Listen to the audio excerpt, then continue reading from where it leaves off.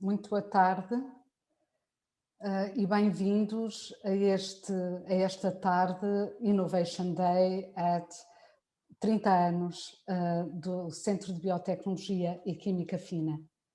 Agradecendo a presença de todos, venho apenas dizer que a sessão terá lugar em inglês e que qualquer questão deverá ir sendo colocada no Q&A que encontram em baixo nos vossos ecrãs. Para dar início a esta sessão, dou a palavra à sua professora Paula Castro, diretora da Escola Superior de Biotecnologia.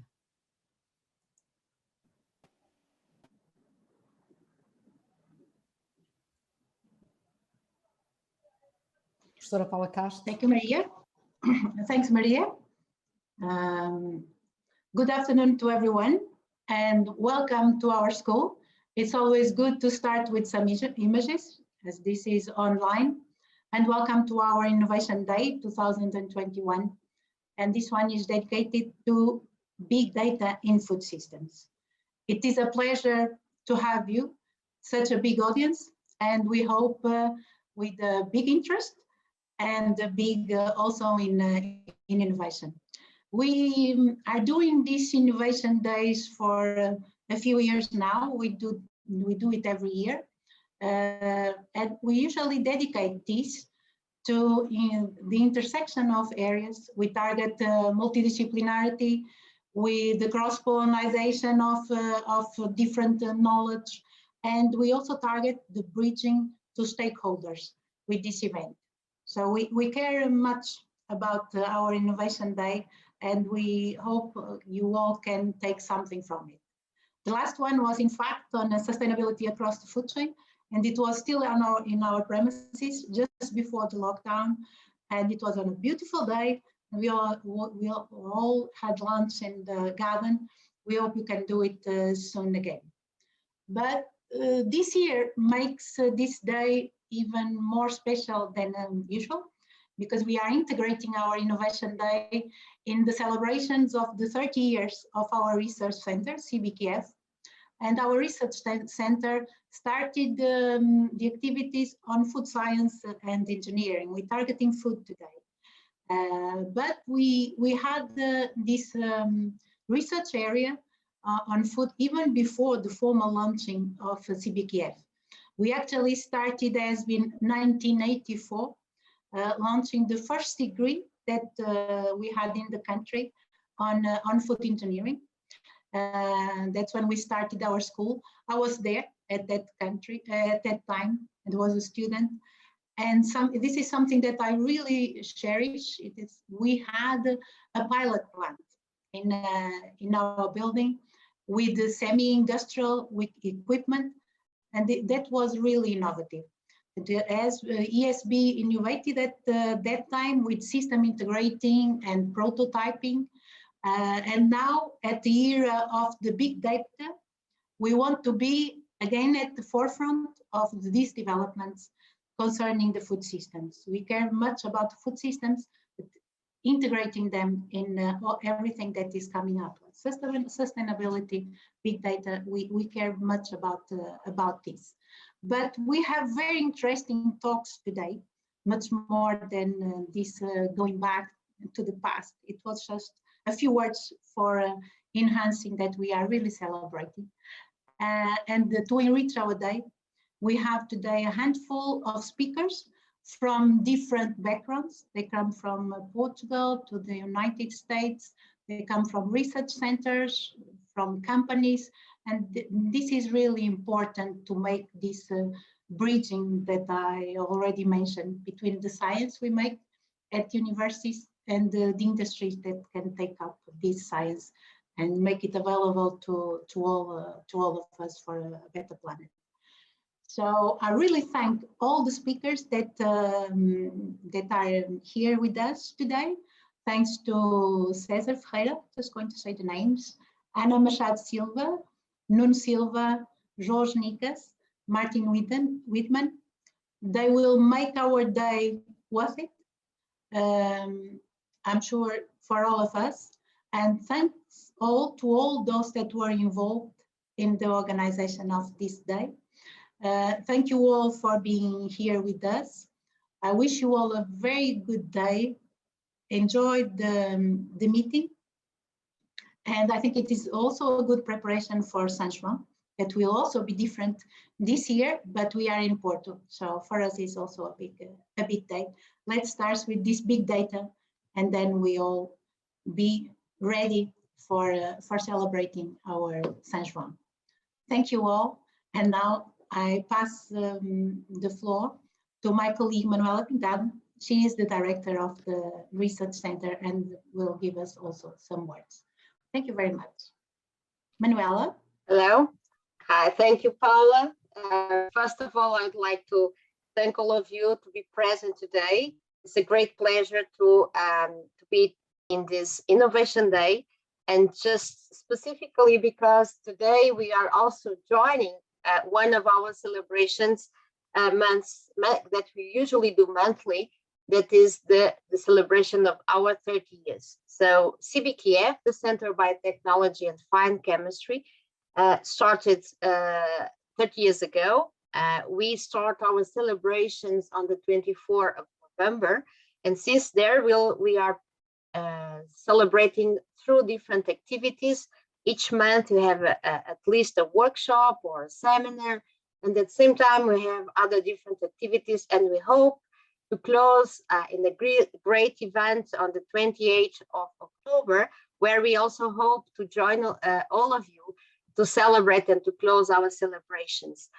In this case, it's also a great moment because, in fact, as I already Paula mentioned, we start in the 90s with specifically food systems or food science. And for us, food science is one of the great pillars in our research center. At the moment, we are 220 researchers working in this research center, and we have 4 main areas where food science and nutrition is one of the most important ones. And that is for that is a very important moment because we can bring companies, we can interact and show not only what we are doing, but also bring our partners, companies and research centers from different locations to show you and share with you what is one of advanced areas of big data in food systems. So we hope that this knowledge that we are sharing today with the companies and other colleagues can open the opportunities to increase the number of collaborations with industry. And also, we hope that we can also engage other researchers and colleagues for future in order that you can make our research center stronger, and specifically that our research can be transferred to industry and make more innovation, and specifically can be transformed in a better economy and a better society in Portugal. So I would like to wish all of you a great afternoon where you can learn a lot, you can exchange also experience, and specifically also I think Paula mentioned that we are celebrating São João. I hope we can also celebrate Portugal winning the game today. So it's also a great day today because we can be champions in Europe. So and I hope that we can contribute also for your knowledge and your experience in big data and systems. Thank you so much. And now I'm going to pass the floor to my colleague, sorry, Paula Teixeira, that is the main organizer of this event. And she will be describing about what we have today, this afternoon, with excellent speakers. Thank you, Paula. Thank you, Manuela. And thank you, Paula. Thank you both for being our leaders, and congratulations for your work. It is an honor to be part of ESB and CBQF since almost the beginning. But today we are celebrating the 30-year anniversary of our research center, CBQF, and I'd say 30 years generating relevant data for different areas in the agri-food sector. And this huge amount of data generated inspired us for the theme of the Innovation Day 2021, an event held annually by Escola Superior de Biotecnologia, and this year part of this CBQF celebration. So we will have big data in food systems, challenges and perspectives. In fact, today, big data is a hot topic, even though big data may mean different things to different people. But I think in general, we can accept a combination of volume, diversity and speed. And we are all aware that 30 years ago, 20 years ago, even 10 years ago, the volumes of data created and the diversity and complexity of the data sources and the speed at which these data were created were completely different from what is our reality today. And associated with the big data, we have some words, expressions like on time, online, artificial intelligence, machine learning, Internet of Things, open science, open data, and also data protection. So where are we now and where are we going to? And are we being able to synchronize, integrate the acceleration in volume, diversity and speed, these actual variables, volume, diversity and speed? And these are certainly the topics that will be discussed by our honorable invited speakers, to whom I acknowledge their availability to be here with us today. So in ESB CBQF, as already mentioned by Professor Paula Castro, we were pioneers more than 35 years ago with the food engineering degree in Portugal. And I think today we want to be in the front line as partners to ensure that food systems take the most value from big data. So at this stage, I would like to introduce our first speaker, my colleague, our colleague, also a food engineer, António César Ferreira, to hold the presentation entitled Smart Plant Force Sensing to Actuations Data Flow in Industrial Setting.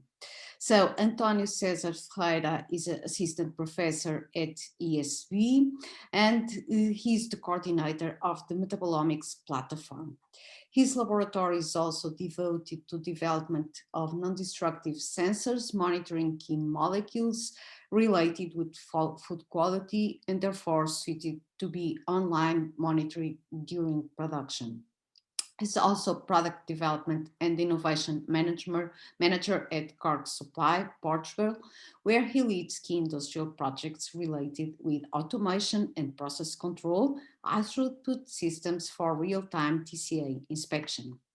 In his presentation, he will briefly describe some opportunities for industry to integrate data analytics platforms with spectral sources and technologies that allow the design of new intelligent and quality control systems to achieve the new challenge of food industry 4.0.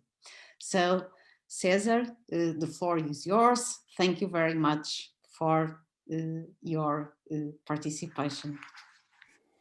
Thank you, Paula, for the kind introduction. I'm really honored to be part of this celebration.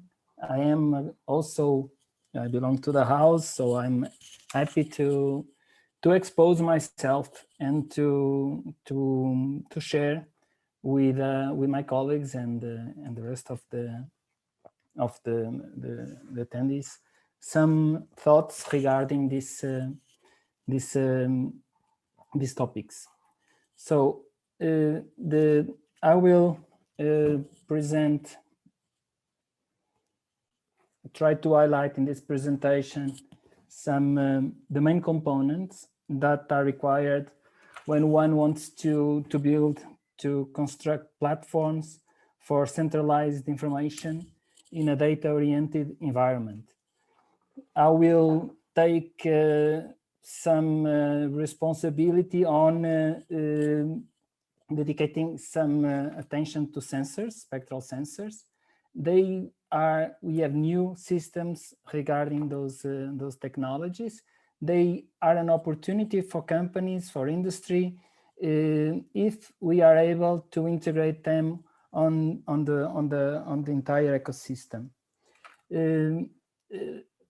So the current condition that we are facing now is that we have the number of data sources and the data storage are increasing exponentially. So that's something that all of us are aware. Those islands of data that every one of us have in his own computers. For example, we know that data is not equal in value.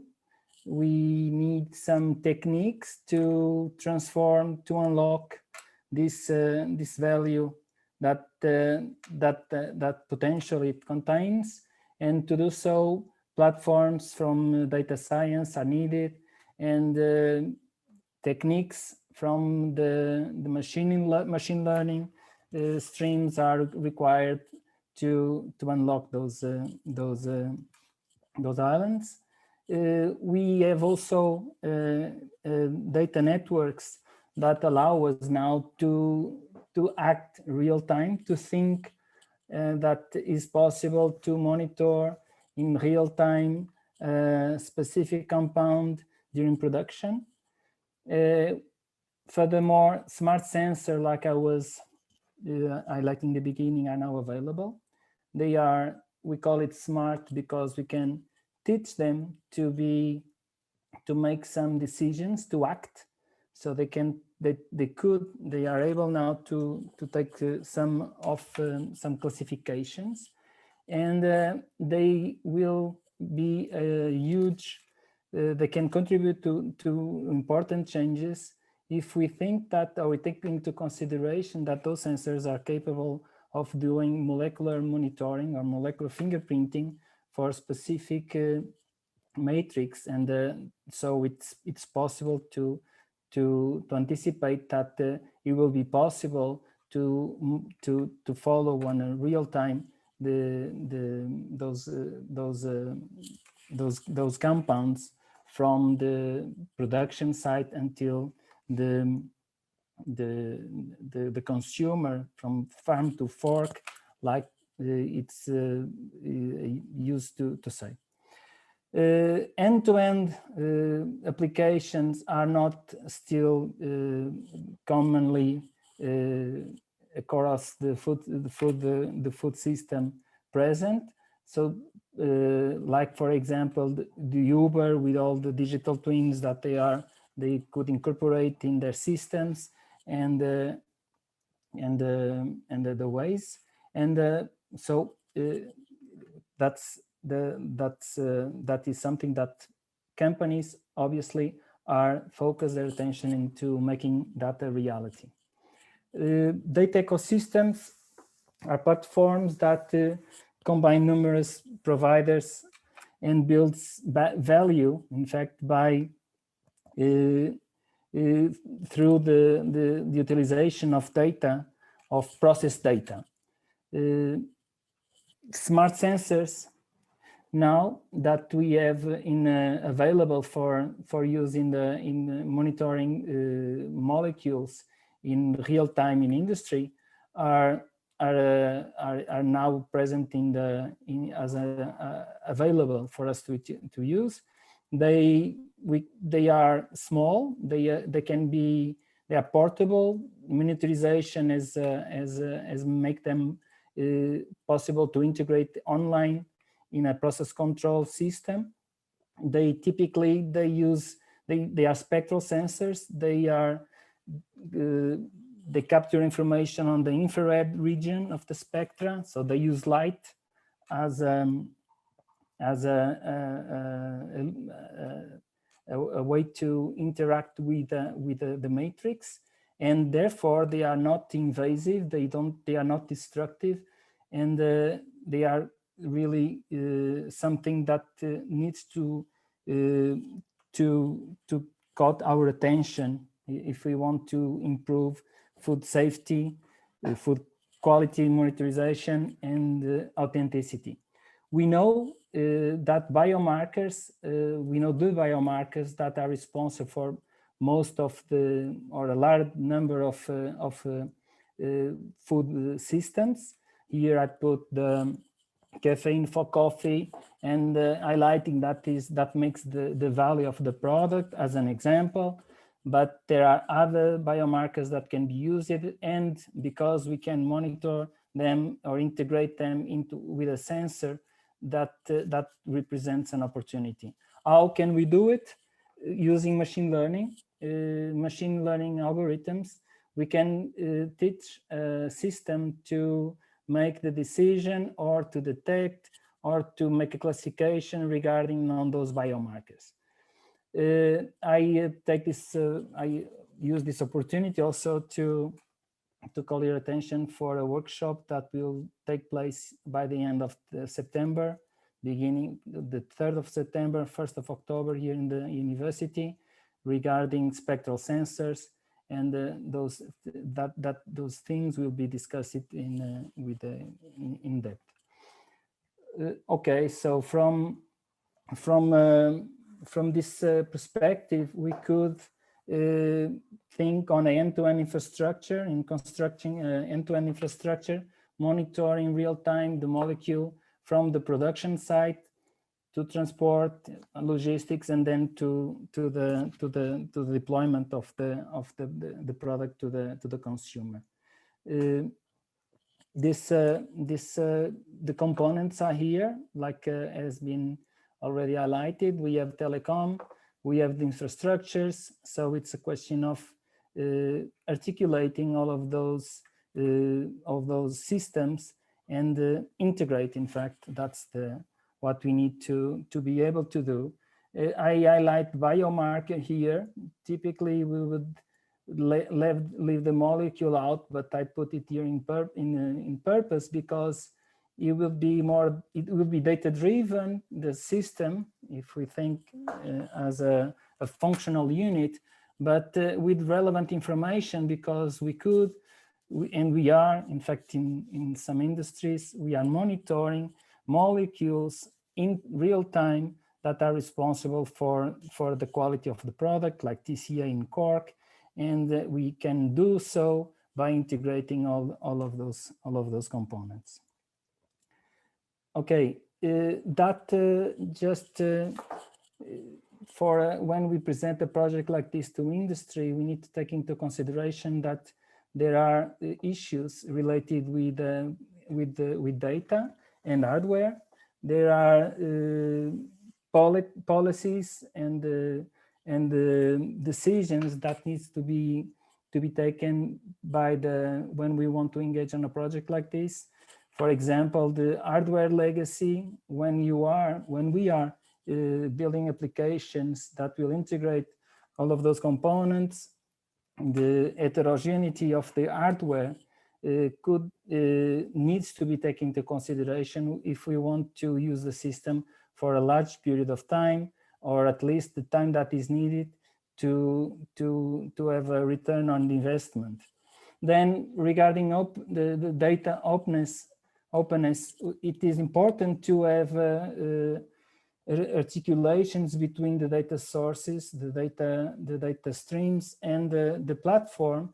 And namely, when we think that there are formats that are proprietary from some companies, and that they are on the beginning of the project, they are something that needs to be taken into consideration, items that needs to be taken into consideration, and that could represent an obstacle if they are not considered at that moment. Then other issues or other questions are relevant regarding data and the openness of the data, like open knowledge, for example. At what level should we share what we know to improve and to have on feedback from the community, better systems, better algorithms, better process to incorporate in our companies. I will use an example here from the metabolomics platform at the CBQF. We want to construct, and we are doing so, a full data analytics platform that could be used to extract all the value from the data that we have been collecting from the 30 years, like have been presented, and that we are celebrating today. One of the problems, it would be, like I was highlighting in the beginning, the legacy from the hardware.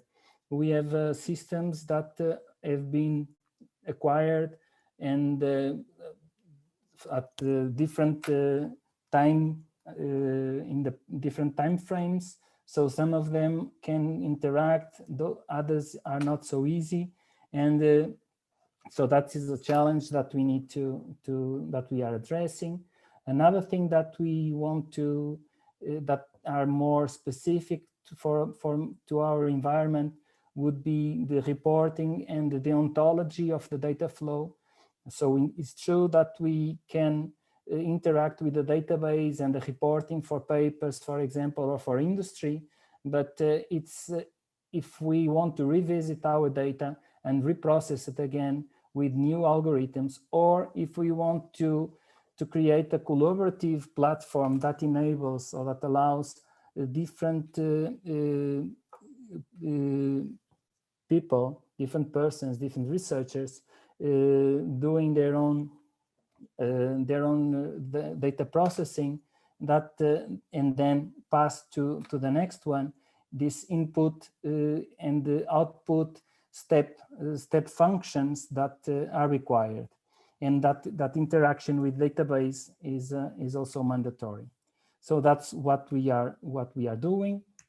And so the current condition, again, in our metabolomic platform is that we are struggling, or we are developing functions, microfunctions that translate the data that we have from our past PhDs, researchers, and some work that have been also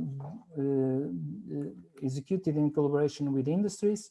We have different data paths.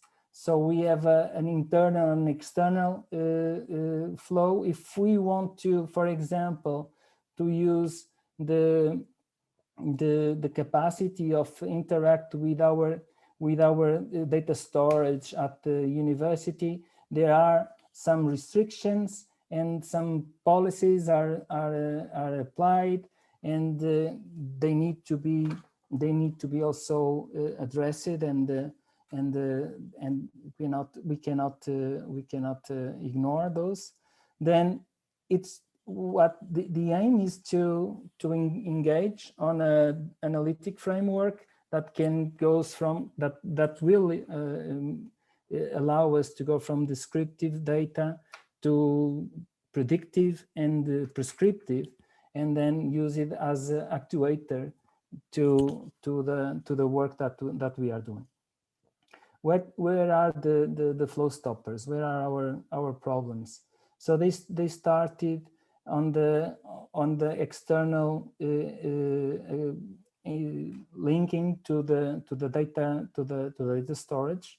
So those obeys to different politics at the university or from our environment, and then the capacity of translating these heteroclitic data sources that we have from different origins and acquired here at the CBQF, but with different machines, articulate them and make them functional.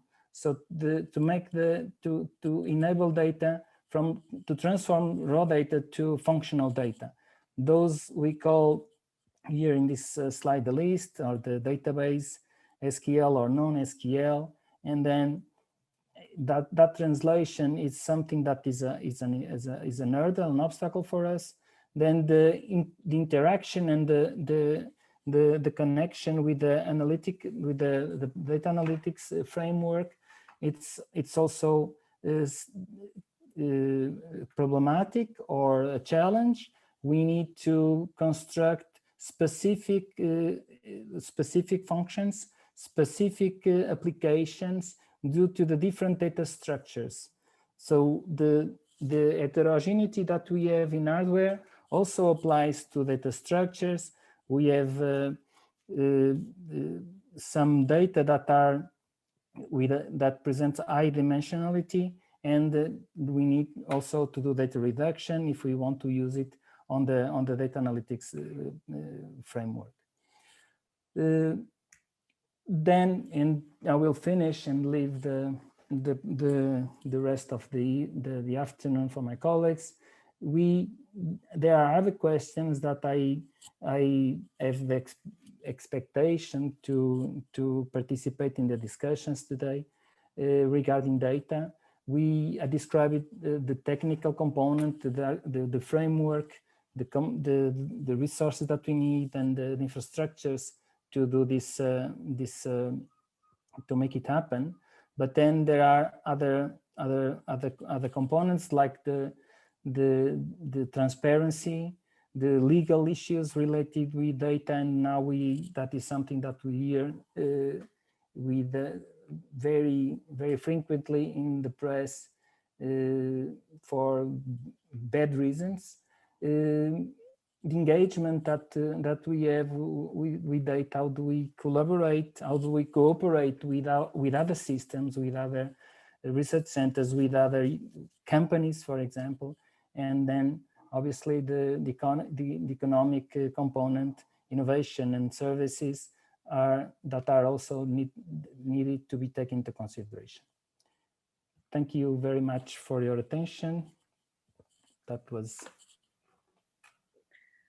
Thank you very much, Cesar, for your interesting presentation, a very good introduction to all of these topics. And thank you also for the raised questions that I hope will be addressed during the day. So just before moving, I would like just to remember that you can leave your questions on the Q&A and we will discuss and answer at the end of the day in our round table. And we are now, we will move now to the role of artificial intelligence in food retail, trends and use cases. And this speech will be held by Ana Machado Silva, who is a senior project manager at Sonai MC, coordinating R&D and innovation collaborative projects in the area of new food developments, traceability, circular economy, and waste reduction in agri-food value chains, and others.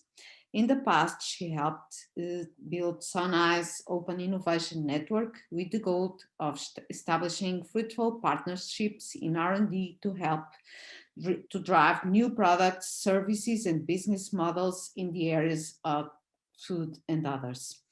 Anna will highlight some of the main trends of the use of artificial intelligence in food retail, as well as she will also present some R&D and innovation projects that illustrate these trends.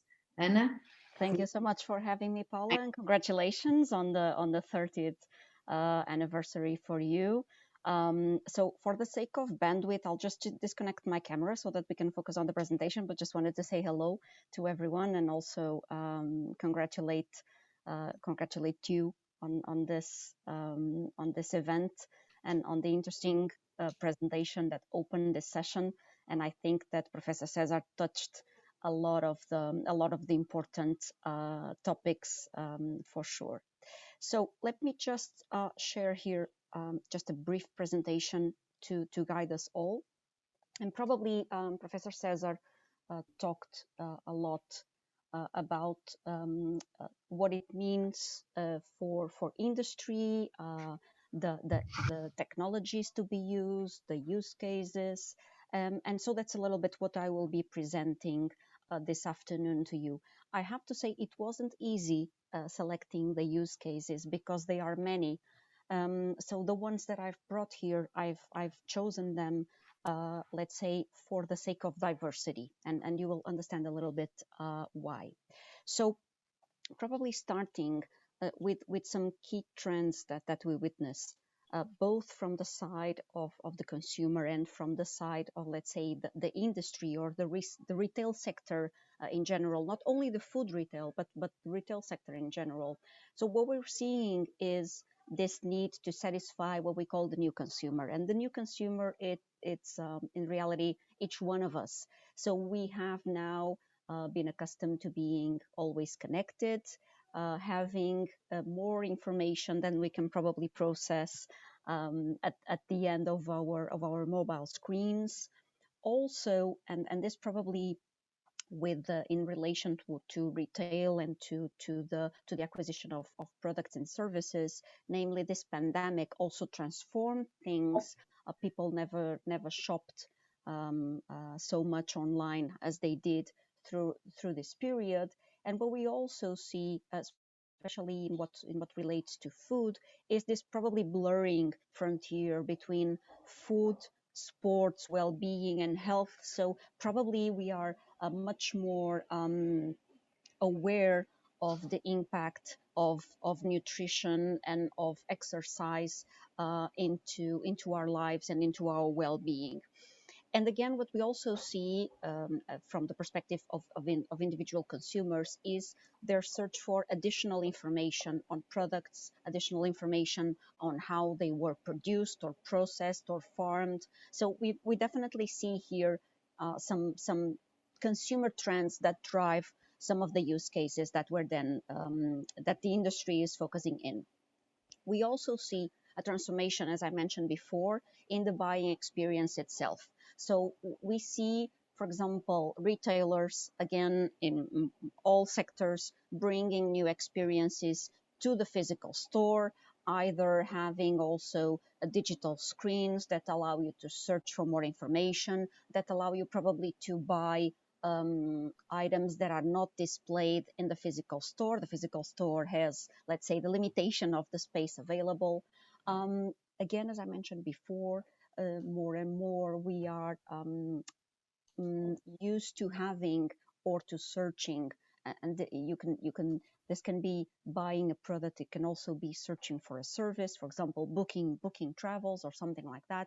It's something that we do online anytime and anywhere. So that's also some of the shifting paradigms that we've seen in the last decade, probably.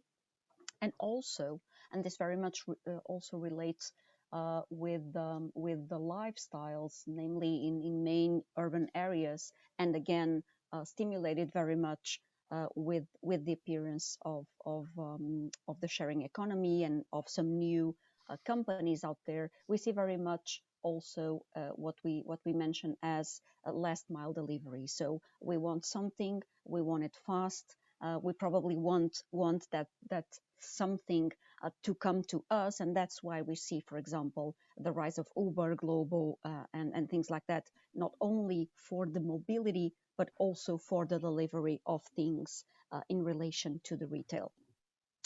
But we also need to consider what is the transformation in terms of the operations. So we also know that modern retail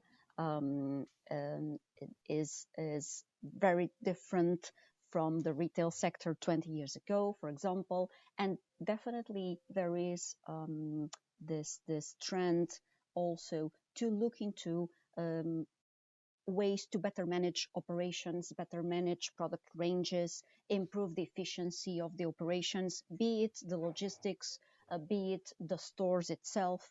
And again, very much also a big trend, assessing and reducing the environmental impact and also fostering sustainability. So all of this in some way or another can be developed also through the use of data, through the use of artificial intelligence, as mentioned before. And again, for example, if we pick up here some key retail trends in Europe, then this is a very, very recent study done by the McKinsey group together with Eurocommerce, which is the European Association for the retail sector. So we see, for example, that it is expected a 13% annual growth of investments, for example, in things like warehouse automation. So again, here, a trend more related to, let's say, the things that we typically as consumers do not see, but that we know that need to be there in order for retail companies to fully function at the level of what is needed in the 21st century. And again, the same study also noticed that advanced analytics could also enable personalization of products, personalization of services, and that's also a very important trend, and also not only a trend to satisfy the new consumer, but also a trend in terms of generating added revenues for those retail companies. And when we talk about the use of, for example, advanced analytics and use cases, this here is just a brief representation of some of the potential use cases. So there are many more. And for example, I brought here to one in the domain of category management, so managing the ranges of products that are there, managing the ways that those products are then displayed in the stores, the way that they are planned, the way that they are priced, the way that promotions are also done. So all of this are use cases where there is a good potential for transformation, for innovation, and for business advancement through the use of advanced analytics. This, the same, for example, with supply chain and operations. So definitely we see a wide range of use cases. So some more related to the management of the retail operations, some more related to the offers that we put out there to the consumers, some more related, for example, from a supply chain perspective, also in the connection with suppliers of logistics, suppliers of products itself. So definitely a wide range of use cases that could take the benefit of big data and of advanced, let's say, machine learning, and other techniques. Specifically when considering, for example, food retail, and from our perspective, we also see some key areas where we're actually working on. So let's say the names, the code names that you see on each of these squares are actually projects in R&D and innovation projects in which we are involved, and where data and AI are playing a role in developing innovative solutions or innovative products that can either then be embedded in the operations, or that can be embedded in products and services and experiences to the consumer. I would also like to stress, and I'll share a little bit about two of them, but I will also like to stress the need to consider, let's say, not only data and artificial intelligence itself, but also, and Paula mentioned this also, and Professor Cesar also, which is a wide range of enabling technologies, be it IoT devices, sensors, computing capabilities, artificial vision, robotics, and many others that are helping, that they are key to really foster data-driven innovation. Okay, and most of the times, the challenge for industry, for companies, is how do we orchestrate all of this technology? So for a specific use case and for a specific business case, then what are the technologies, the best set, the toolbox of technologies that need to be considered? And typically, you have several paths, so you have several options. Knowing which one is best, knowing which one is scalable, is something that we try to, let's say, run proof of concepts, run pilots through these projects that combine capabilities of research, capabilities of specific technologies, capabilities of data science, the vision of the industry. That's probably what we bring as an end user. But many of the questions, it's not so much related to what is the use case about, but how do we reach that? So what is, let's say, the best combination of enabling technologies? How do we gather data? How do we process data to then make sure that we can move forward? And for example, when we talk about trends, we also see, and this will tie in with the two use cases that I'll be presenting, we see one main trend that I wanted to bring, also a trend related to nutrition, knowing the setting also of where we are today.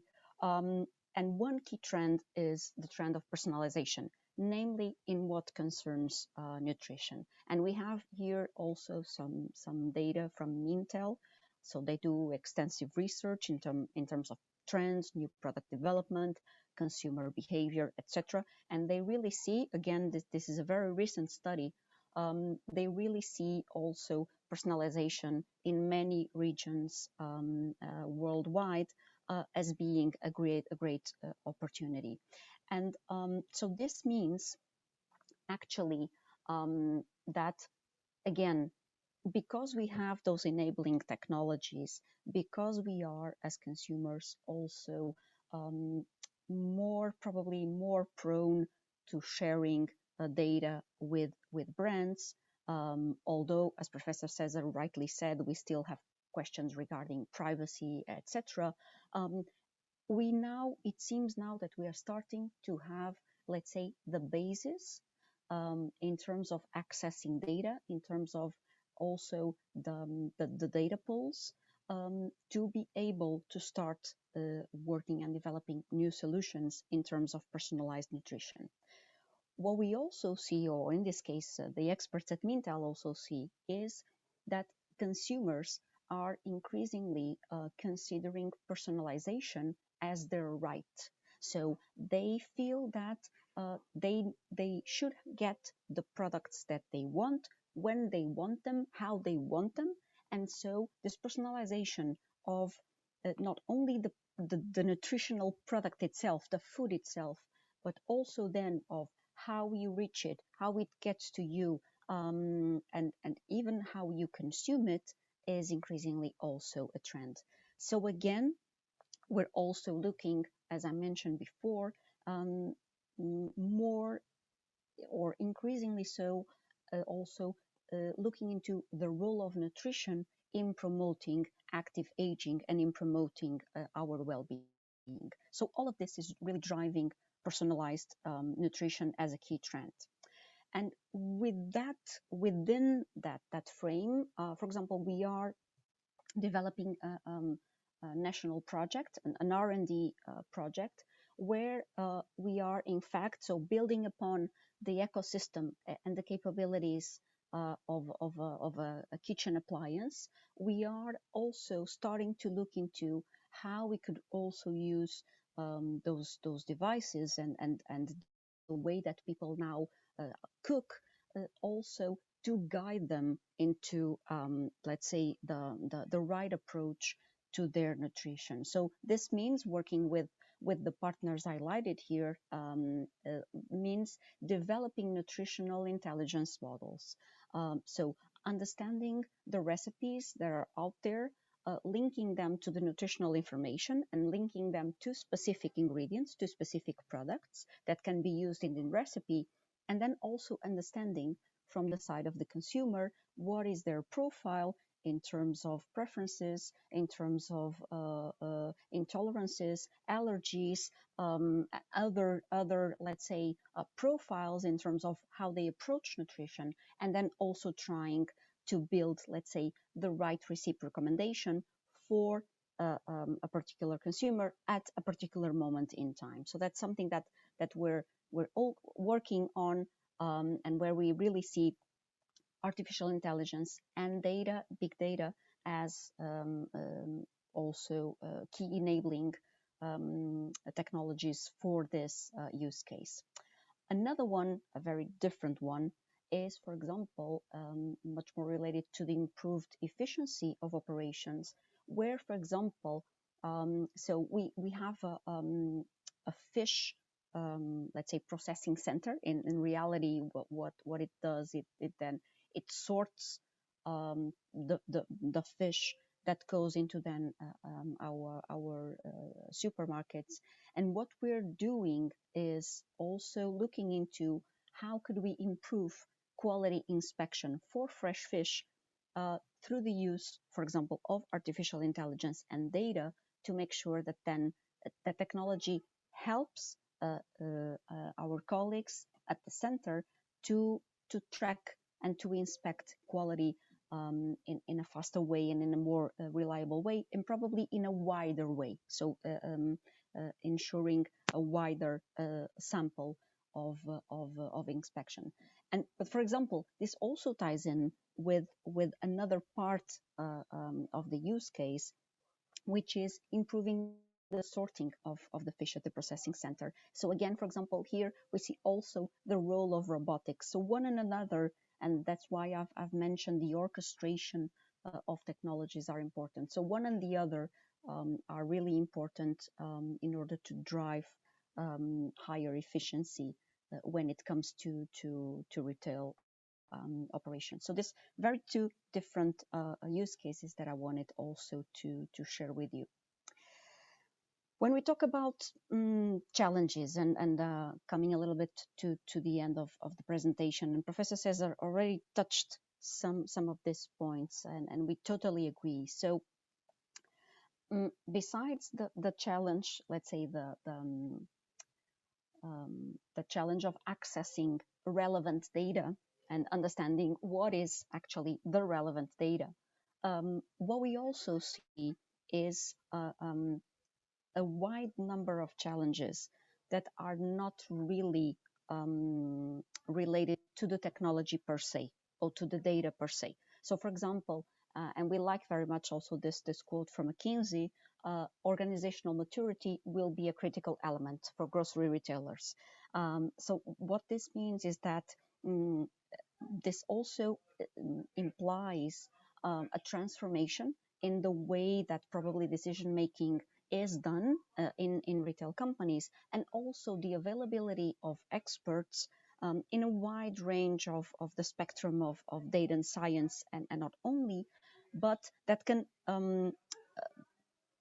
be combined into multidisciplinary teams that really understand what is, let's say, the business challenge or the business opportunity, what exactly is the use case, how it will be approached, and then what is the role of data and these new technologies in fostering that opportunity or in tackling that challenge. Of course, in industry, two topics are always very much related. So one is then proving the business case. So for some use cases, let's say the investment needed in some of the technologies, or the technology readiness, or the availability, the access to those technologies, or the scalability of those technologies, let's say, are still a bottleneck.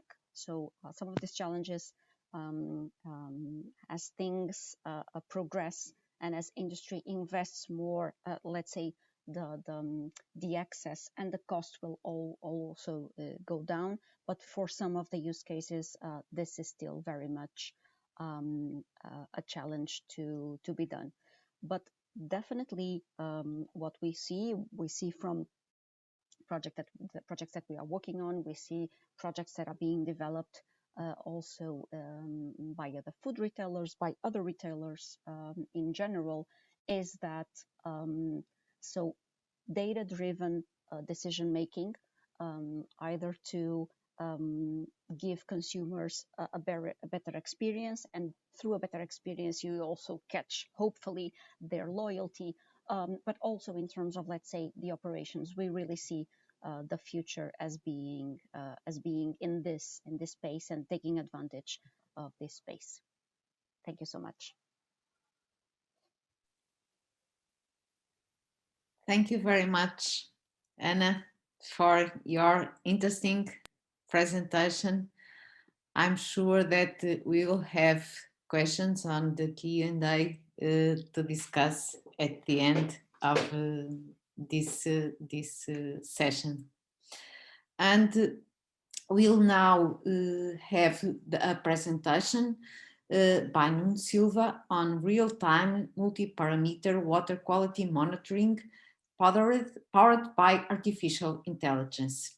Nuno Silva is a multidisciplinary scientist with experience leading worldwide teams in various disciplines, including sustainable energy programs, integrated water, soil, and air strategies, and biosensors. Nuno was previously Chief Scientific Officer on the Executive Committee at an award-winning smart technology company. He was formerly a director at Thailand Lille, technical director at CE2A, not sure if it is correct, Engineering Center, and multi-innovation and R&D leadership roles in the defense and agro-industrial sectors. Former assistant professor in artificial intelligence and industrial automation. Nuno's role as a Chief Scientific Officer is to drive ideation and lead deliverable for the creation of high quality and scalable innovative products, services and solutions that can be made available to customers and partners of UNIFAL. Nuno works with the rest of the executive team to shape the strategy of UNIFAL and has full responsibility for the R&D and product teams. Thanks, Nuno, for accepting our invitation, and please. Thank you very much, Paula. Good afternoon to everyone. So today I'm going to speak about artificial intelligence. I will make a presentation about some of the projects that we are doing at this moment. So I will switch directly for the presentation.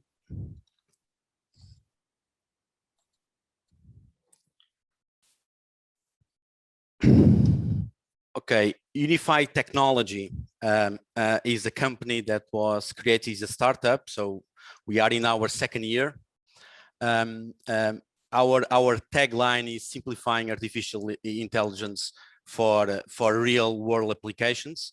And essential, we are a startup, but all the team that is working on this company work already for the last 11 years. So we know each other and we know exactly what we are doing. So we did create this company because a lot of things that are happening today in the world and the way that people are speaking about artificial intelligence, that sometimes is not really artificial intelligence.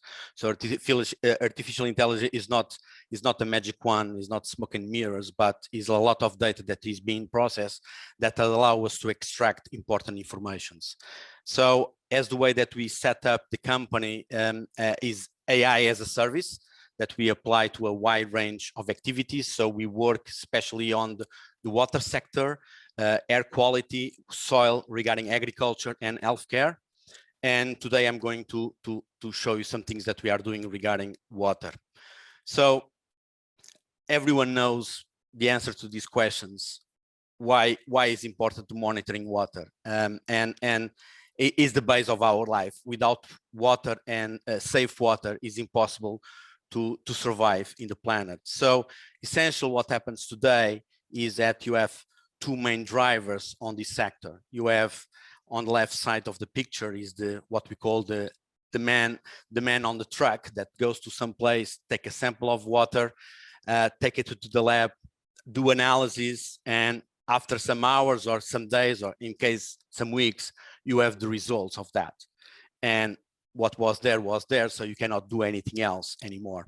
And after you have the other side of the equation, that is very expensive sensors for real-time data, that when you think about investments, you will deploy not a lot of them. So we position ourselves in a completely different way. So we use low-cost sensors and to extract that value data. So what we essentially do is that we are completely agnostic with hardware. We are not a manufacturer company.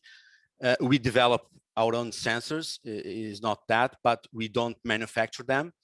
And we can plug to any type of device that existing there. So we use multi-protocols of communications like Sigfox, LoRa, 2G, 3G, 4G, NB-IoT. Our platform allows us to connect any type of devices and extract that information that they are transmitting. So essential, our product as Unify, we have bases on two areas. So is the hardware and the software. So the web app applications that you can use that applications without any doubts on any type of support you can use. You can use on desktop, on a smartphone, on a tablet. You can just connect to that and you can see data in real time. And you can plug formulas and algorithms, artificial intelligence algorithms that we already have, and starting seeing how the correlations work and how the value of that information in real time is important for your business. So how this works? So essentially what we do, we start from 4 base parameters, and based on historical data, we correlate that data that allows to calculate new parameters. And after you start from 4, you go to 6, and after you have 6 and you correlate that data with other parameters in historical data, you are moving on the chain. And by doing that, you can extract additional value that allow you to identify things that you don't need a hardware sensor to do it. So what are these direct parameters? Essentially, what we are measuring is temperature, conductivity, pH, and RP. And by the historical data that we are using, we can correlate this type of information on the right side of the screen and start to extract valuable data like nitrate, nitrates, orthophosphates, things like that are really important for us to understand the impact that they have regarding the water sources.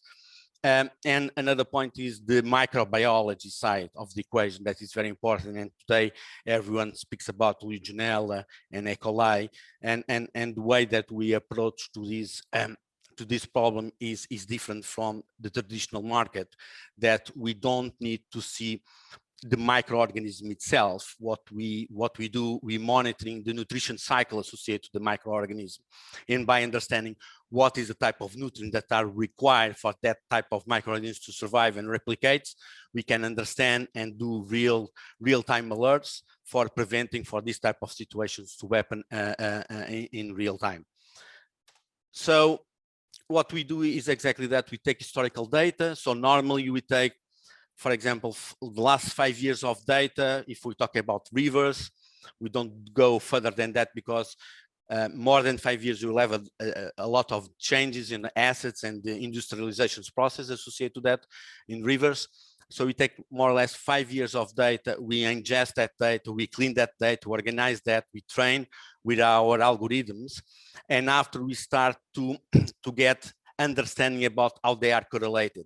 And so when you connect new data that is coming from sensors that the customer already has or our own sensors, you can start to do analyticals and start to do visualizations in real time, understanding what is going on.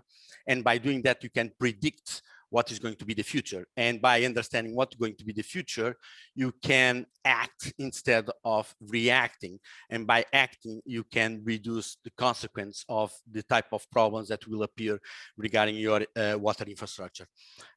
Everything that we do regarding infrastructure, regarding data, we use, everything is in AWS. So we have a structure similar to what is commonly say as a Netflix infrastructure. And by doing that, we extract all the information and make all the correlations and communications through APIs. That is really simple because you can have the legacy. So customers that already have data and they have database and they want to move on, and we can ingest that data in real time. And by organizing that information with additional features that we present in our solutions, allow them to move on with their work and using the platform for training new neural networks that allow them to extract more value from the technology itself.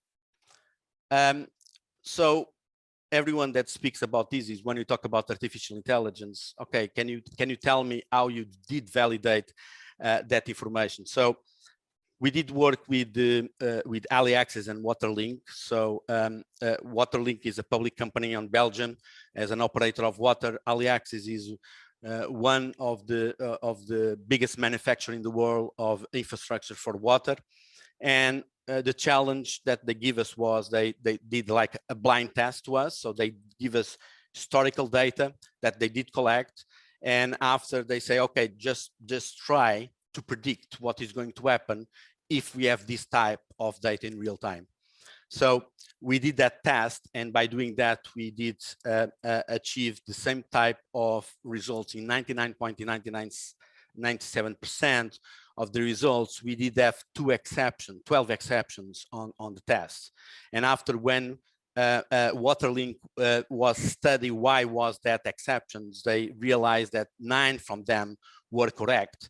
And the other type of solution that was being used, that is a standard on the industry for the water sector, was wrong. So this would allow us to demonstrate that we were performing better than the industry system. So I'm going to show you now in real time what I mean about this. So this, what you are seeing in real time, is our platform. Our platform in this case is a project that we have in UK that is Pool Harbor, and we are doing the monitoring of Pool Harbor in real time. So I can see some of the sensors that I have here deployed with real-time data that you see here appearing, that we can see. But what is really interesting on this sector is because this is a recreation area, so an entertainment area, but is an area that is being used to production of oysters. So one thing that happens that is really important is the biotoxins that are produced by algae on this type of environment. And normally they are associated with some runoffs from soil. So fertilizers that are being applied on agriculture, that after with the rain, they move to the rivers itself, and they have an impact. So what we are measuring here in real time is the possibility to understand what is causing some type of biotoxin to be produced in the water. And by understanding that, isolate the production, in this case of oysters, for not human consumption. So to enter on a safety environment for protecting health safety. This is really important because you are touching in several areas. Is not just water, but you are understanding what is the weather conditions, what are the forecasts, is going to rain, is not going to rain, what will be the impact of raining in an area that we know that will have some nitrates associated with that. So what will be the impact of that? And that will allow us to act in a way that we can protect and develop fence systems that allow to protect the system for providing a more secure environment for our customers. I'm going to show you here some of the things that we are doing. So regarding Pool Harbor, what we did was deploying our sensors. In this case, we deploy sensors that are from our partners. Pool Harbor, what did was collecting what they do normally. Is regarding the ISO 700,000 regarding the tests. They were using YCI Pro Plus multi-probe. That is a normal that is used on the market itself.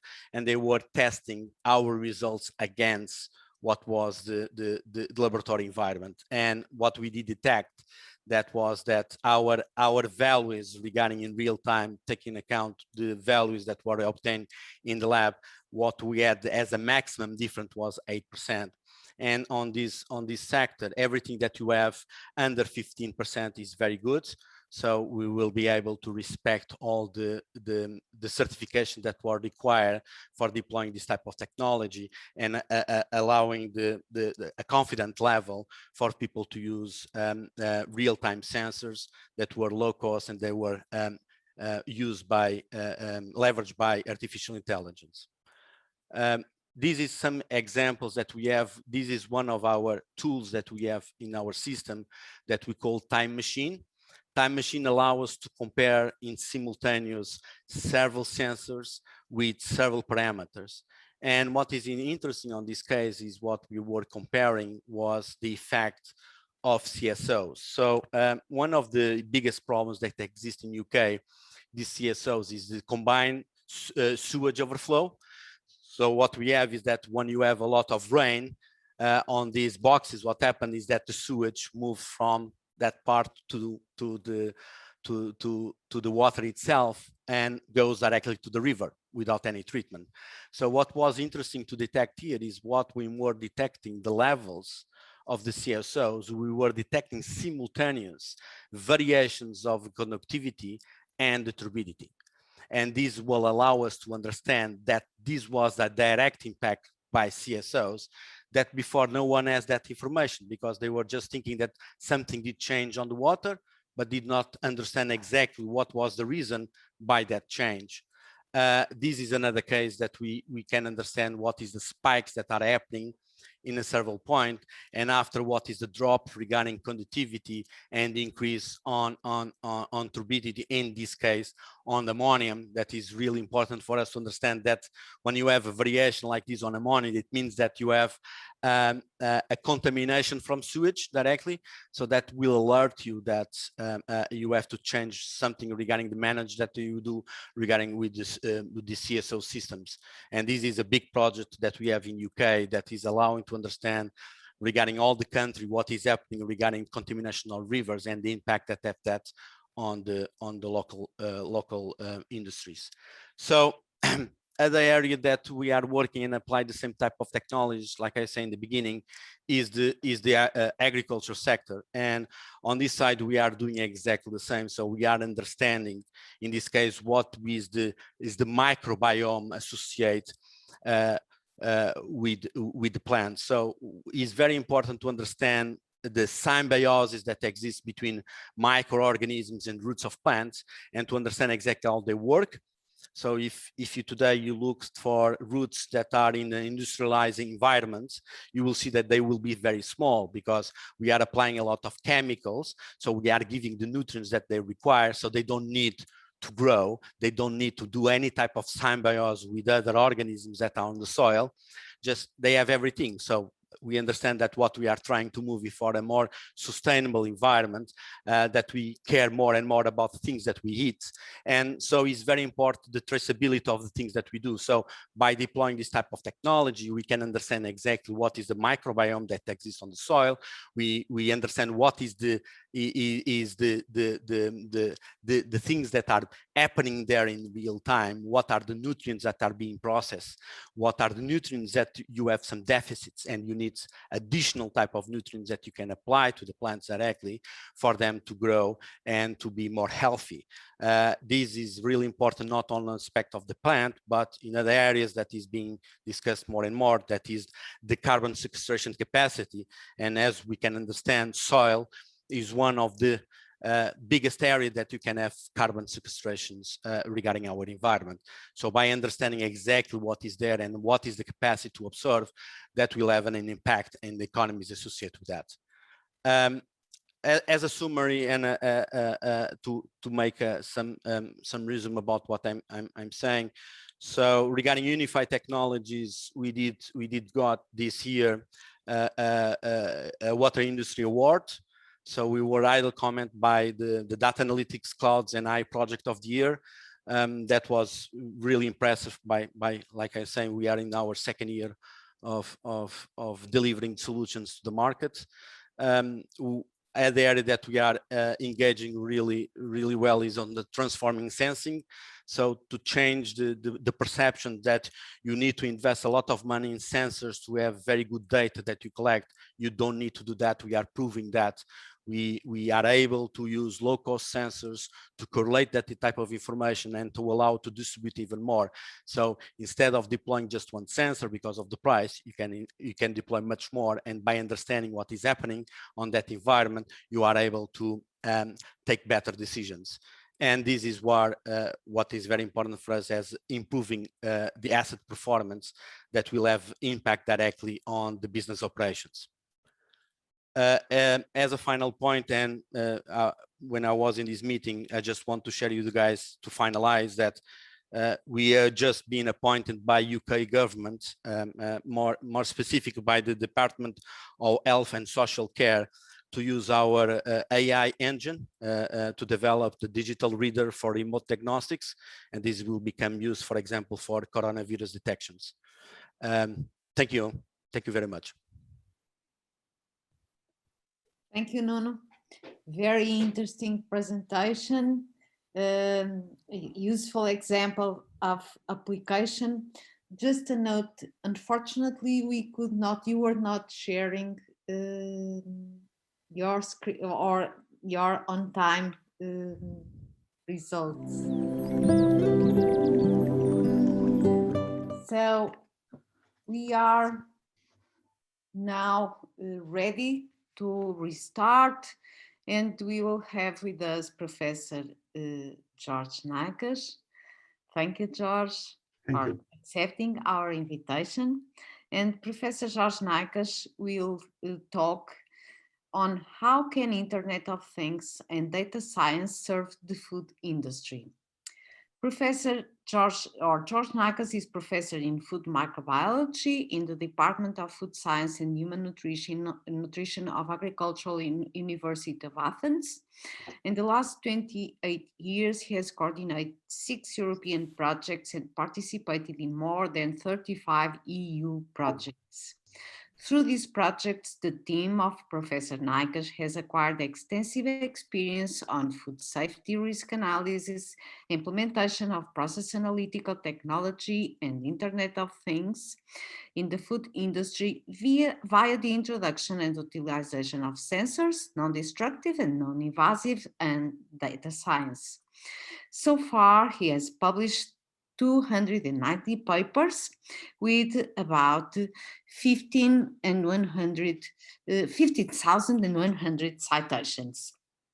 Currently, he is chairman of the Food Safety Group of the European technological platform Foods for Life, member of the pool of scientific advisors on risk assessment for DG Sanco, member of the higher education, while he served as co-chair in the professional development group of microbial modeling and risk analysis of International Association for Food Protection, member of the biohazard panel of EFSA, the advisory forum of EFSA, external expertise to the European Parliament, and president of the Greek Food Authority. Recently, Professor Naikas was listed among the top 1% of highly cited researchers in the field of agriculture and science, while he was awarded the degree of Doctor of Science by the University of Bath, UK, and International Leadership Award from the AFP. Finally, more than 15 of his PhD students have been employed as professors and senior researchers in national and international universities and research institutes.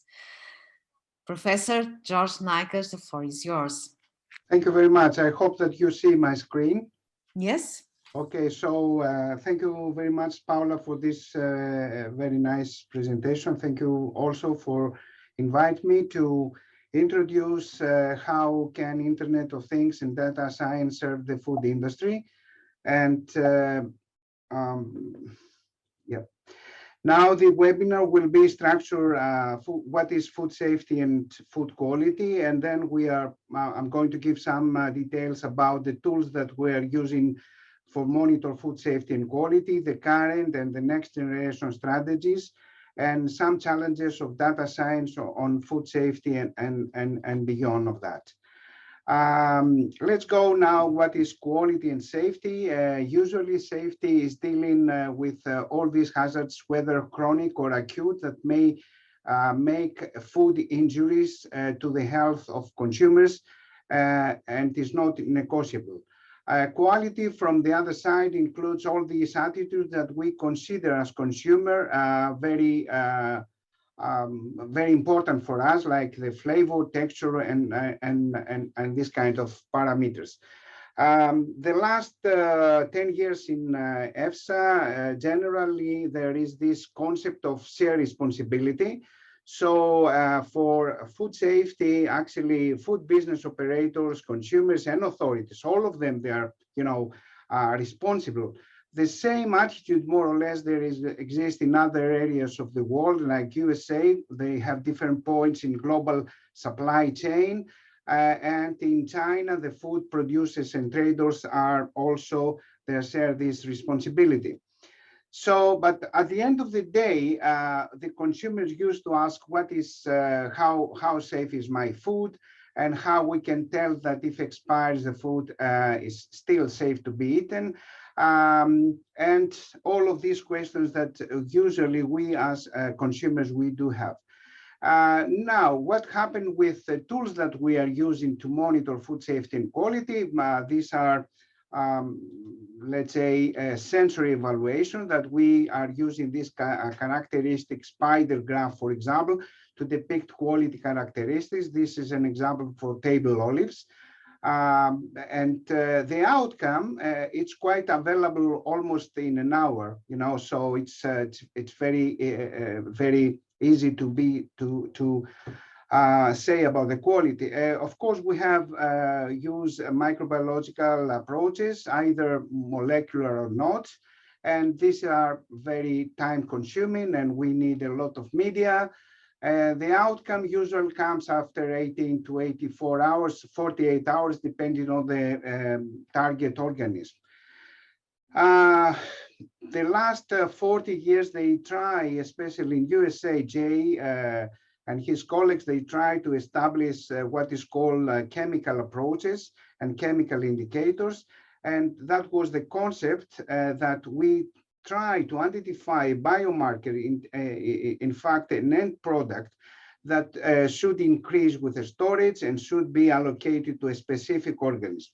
The outcome of these results comes after 2 to 6 hours.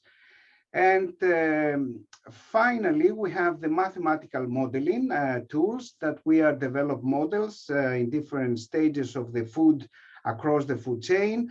And we are using these models by using computers and available softwares. And of course, database like MP, predictive modeling, pathogen predictive modeling from USA, or the Combase that is more well known all over the world.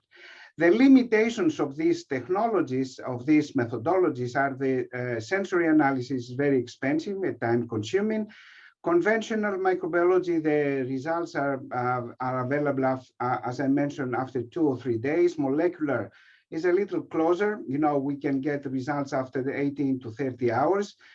Single biochemical metabolites are not feasible at the moment because we have a complex microbial flora in food systems, so we can't really identify a biomarker.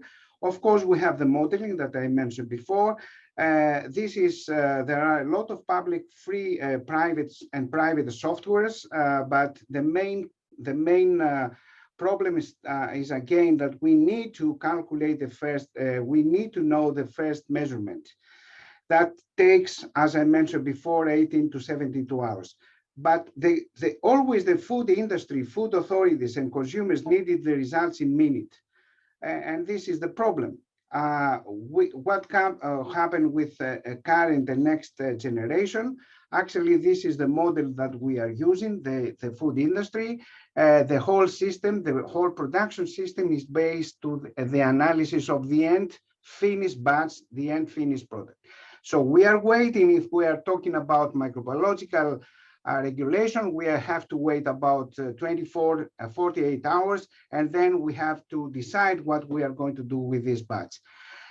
Actually, the current food safety management system provide us a single number. That's the problem. What we are proposing to give an ID to every single batch or product or package. We are going to use no destructive rapid methods.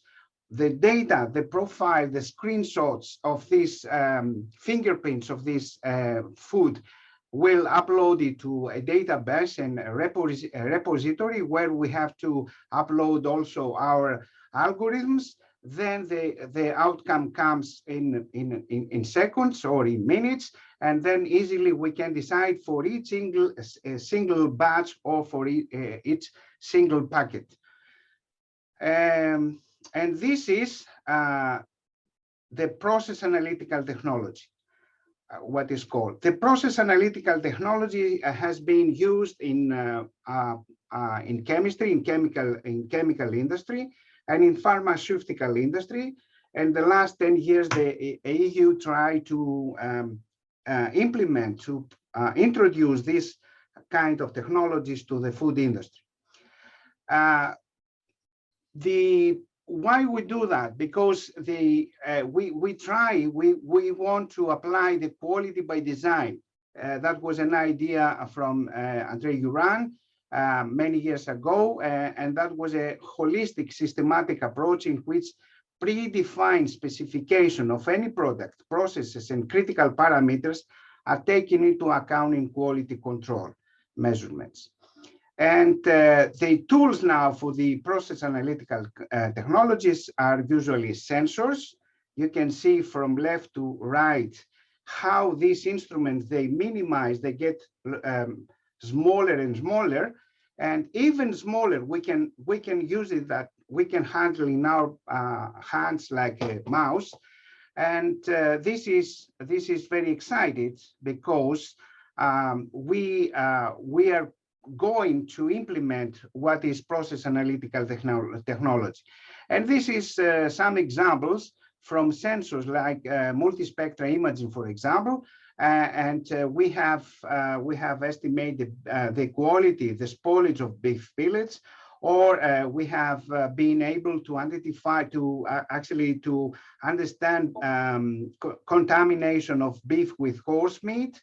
With a spectroscopic methodologies like FTIR, or Raman, you can see roughly how many different approaches we can have, and to estimate spoilage or cultivar identification and so on. Also with electronic nose, this is another small instrument that we can use, a sensor that we can use to identify and to determine and to assess spoilage or different characteristics of our food. Nowadays, we have the use of the application of next generation sequencing in the food sector. It's increased because the total cost is going down again and again, and we have a plethora of existing platforms like Oxford, Nanopore, PacBio, etc., that will give us the opportunity to actually to study many different things like authenticity of imported food goods, identify food contamination following by an outbreak. This is an example that we have actually been able to identify a gene that is correlated with diminish the depletion of glucose in meat.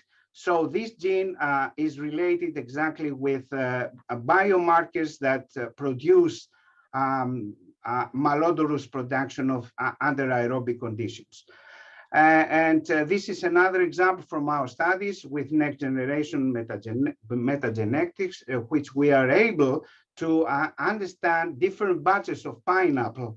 And you can see the left, there are two batches, and the right, there are two different batches, and this we can use it for traceability.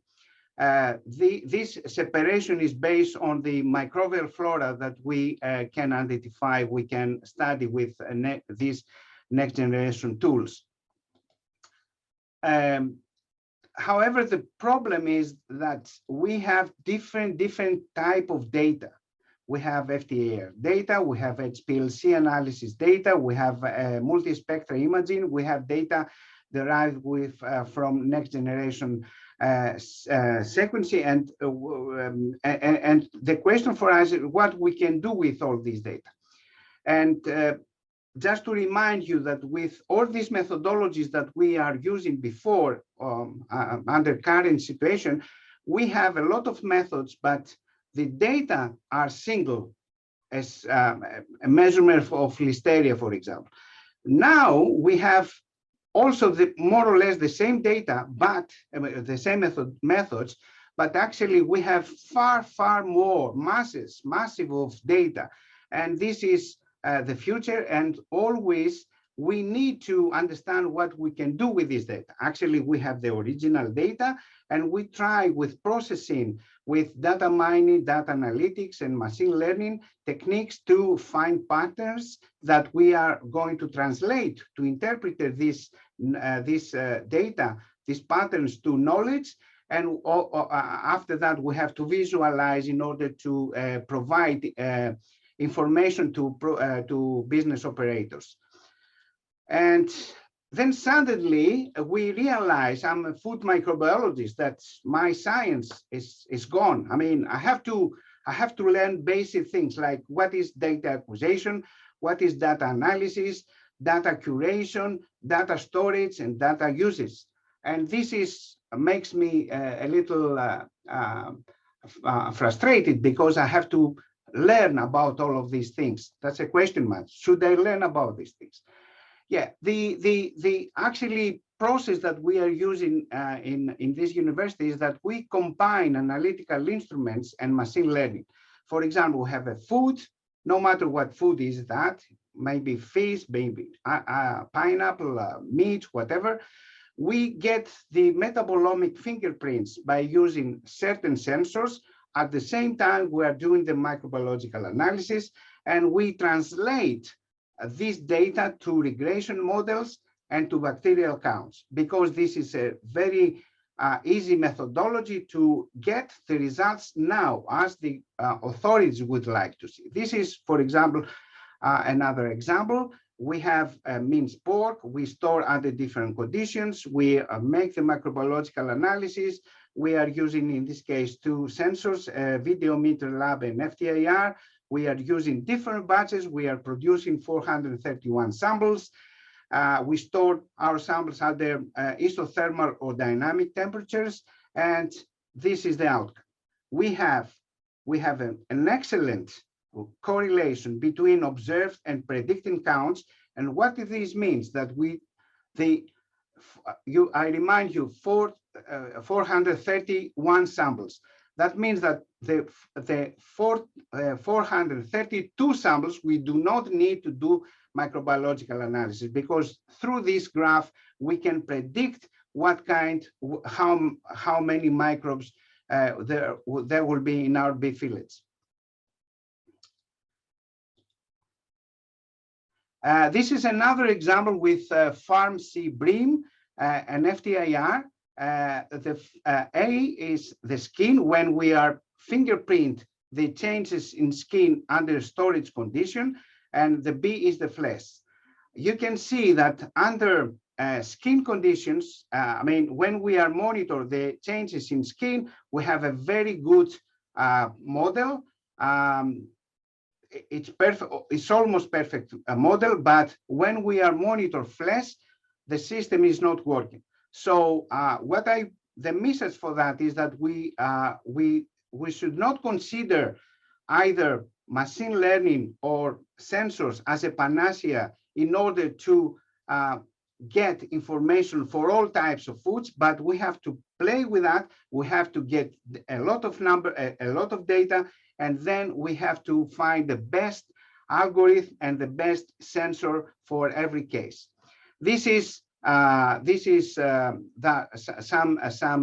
available softwares and platforms like MATLAB, R, and Python, and all these available platforms, they can be used in order to get the best analysis for your data. And these are online, of course. And we have developed a similar platform in collaboration with Cranfield University in UK. We call that Symbiosis Online Research Framework Machine Learning, SORF-ML. It's free for everybody. You can visit that site, and you can upload your data and your sensors, and then you can select different algorithms that are existing and different microorganisms. You can see here, for example, is plate count agar, Pseudomonas, lactic acid bacteria, and these are the algorithms that you can be used. Principal components analysis, random forest regression, and so on. And this is the outcome that you can be derived from this analysis. And the more green is the more green is, the better is the regression analysis and the instrument that you can use. For example, I'll just give you an example here. Pseudomonas. If you are using HPLC, then you might have a support vector regression. You get the best results for your analysis. Of course, this type of data, they should be again and again updated. You should provide more and more data in order to make better models and to validate your model continuously by adding all the variability of batches and different products. So this is a process that you cannot start with, stop with 500 samples, but continuously you have to upload new data and to validate your model.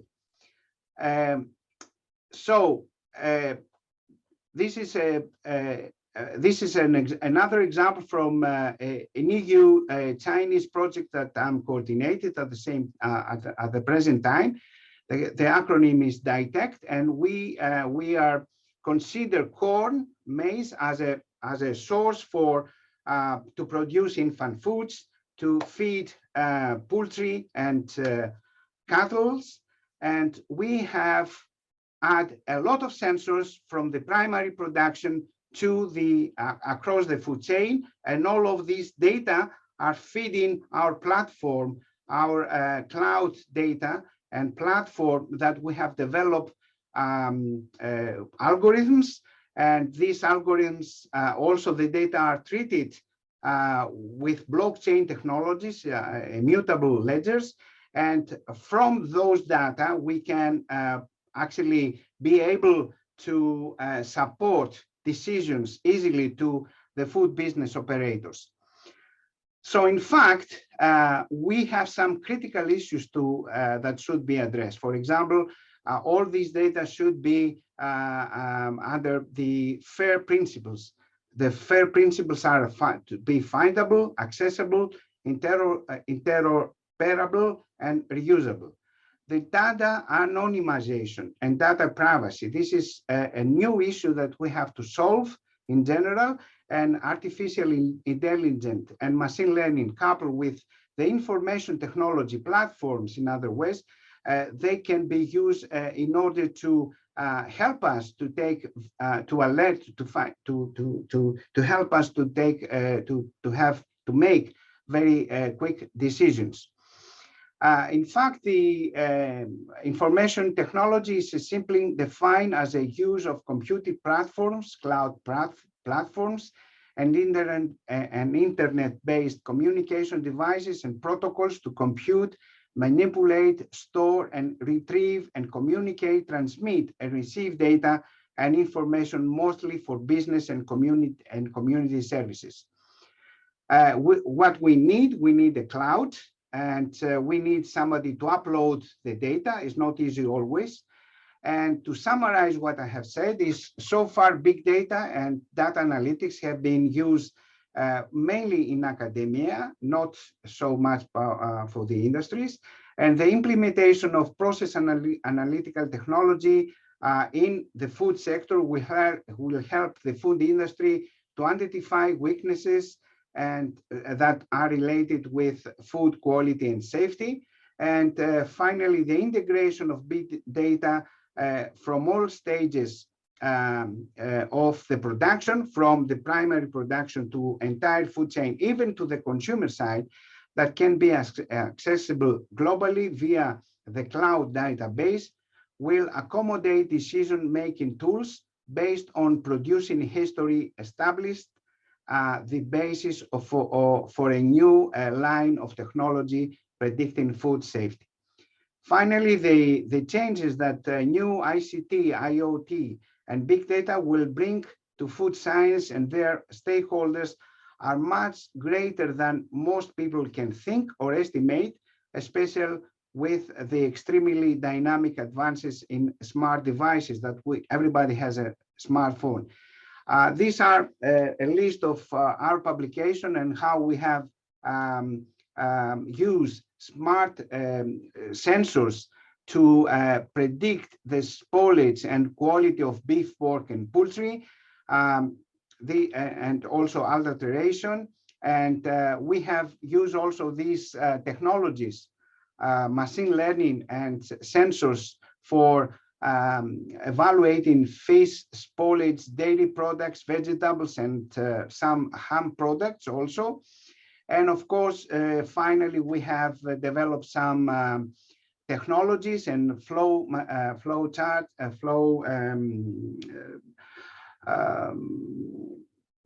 processing for data mining, and we have developed different algorithms.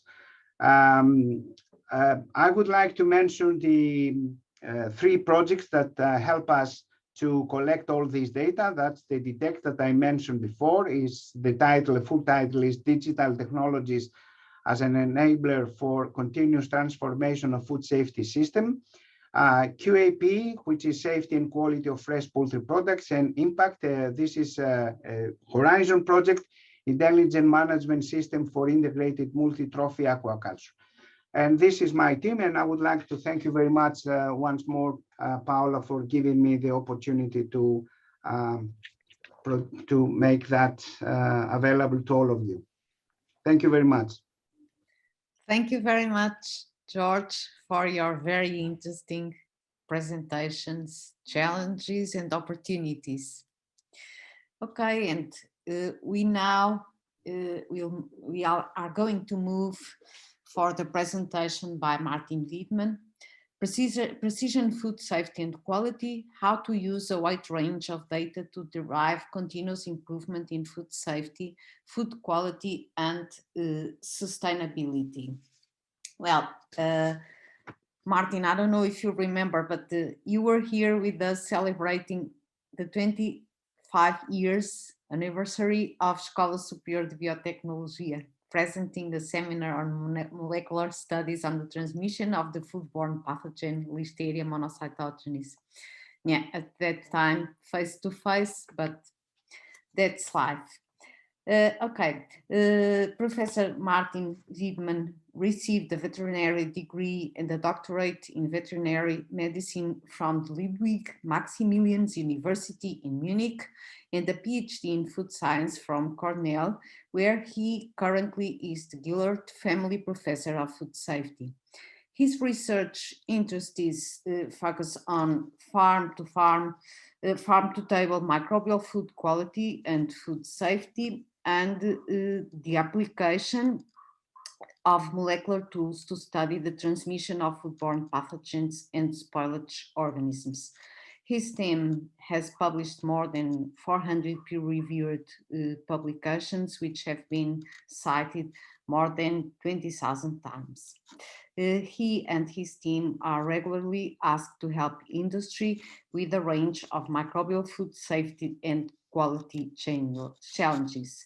He received a number of awards, such as the Samuel K. Prescott Award from Institute of Food Technology in 2003, the International Life Science Institute North American Future Leaders Award in 2004, the American Meat Institute Foundation Scientific Achievement Award in 2011, and the International Dairy Foods Association Research Award in Dairy Foods Processing in 2019. He's a fellow of the American Association of the Advancement of Science, a fellow of the Institute of Food Technologists, a fellow of the American Academy of Microbiology, and a member of the International Academy of Food Science and Technology. Martin, please. Thank you, Paula. Can you all see my screen and see in a full screen? Perfect, yes. Thank you. I hope in the 35 years you invite me back and it's in person again, because I miss Porto. It's a beautiful city. So what I'm going to do today is sort of provide a quick general overview before we get into some details, and you can see a theme with George in my presentation in terms of how these novel digital tools can be applied to the realms of both food safety and food spoilage. We're very familiar with the scope of foodborne illnesses. US estimate is that 1 of 6 Americans contracts foodborne illness in a year. That 1 in 6 number probably applies to most of the developed world, roughly, whether it's Portugal, whether it's Europe, whether it's other parts of the world. Globally, around 600 million foodborne illness cases, with 420,000 ending in death. As food scientists and food safety professionals, we have to manage both the food safety and the public health impact of this, but also the business impact of food safety. And it's illustrated very well in a Fonterra recall in 2013, where they thought they had Clostridium botulinum in their dairy powders, which not only had a significant impact on Fonterra, but also had a significant impact on the overall economy of New Zealand, which is obviously very reliant on food exports. Now, in addition to food safety, food spoilage and waste are also a tremendous issue. Estimates that are about 30 to 40% of food in the US is reported to be wasted. And a substantial part of this spoilage is thought to result from microbial growth. That food spoilage and food waste really applies across a wide range of commodities, whether it's dairy products, whether it's produce, vegetables, meat and poultry, as you can see here. Really, all types of products are susceptible to this. Food spoilage also is a global issue. You can see a range of food losses estimated, range widely, but again, overall, when you add it all up, we tend to end up in the 30% range. This is an interesting and relevant publication if someone really wants to dig in deeper. It was published by the FAO in 2019 on food loss and food waste. If you wonder why these numbers here are lower than the 30% I gave you, this is just food loss. And that's a subset of food waste. So FAO differentiates between food loss and food waste. To address both food safety and food quality, I think it's very clear to all of us that in virtually all cases, we really need to take a systems approach that starts from production through distribution all the way to consumer and finished product. And with the complexity of supply chains, this is obviously challenging. And the hope, and I think the initial insights that we get is that digital tools really allow us and will allow us to do a better job at managing and reducing food safety and food spoilage issues in a farm-to-table approach. And I'm going to provide you with some specific examples of, where the future will take us in these areas. I'm going to start out with food safety and using the term precision food safety. And this is really used to sort of synthesize precision agriculture, as well as the tools used in personalized medicine. If we combine those two tools, we really will end up with what I would call precision food safety, which ranges from improved outbreak detection and source tracking to better identification of pathogens to an improved ability to predict and prevent food safety and food spoilage issues.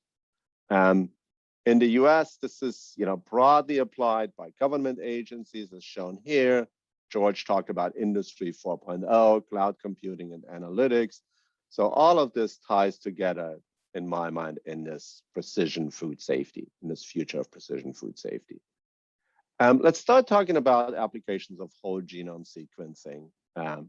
One key impact that we've seen is obviously improved outbreak detection.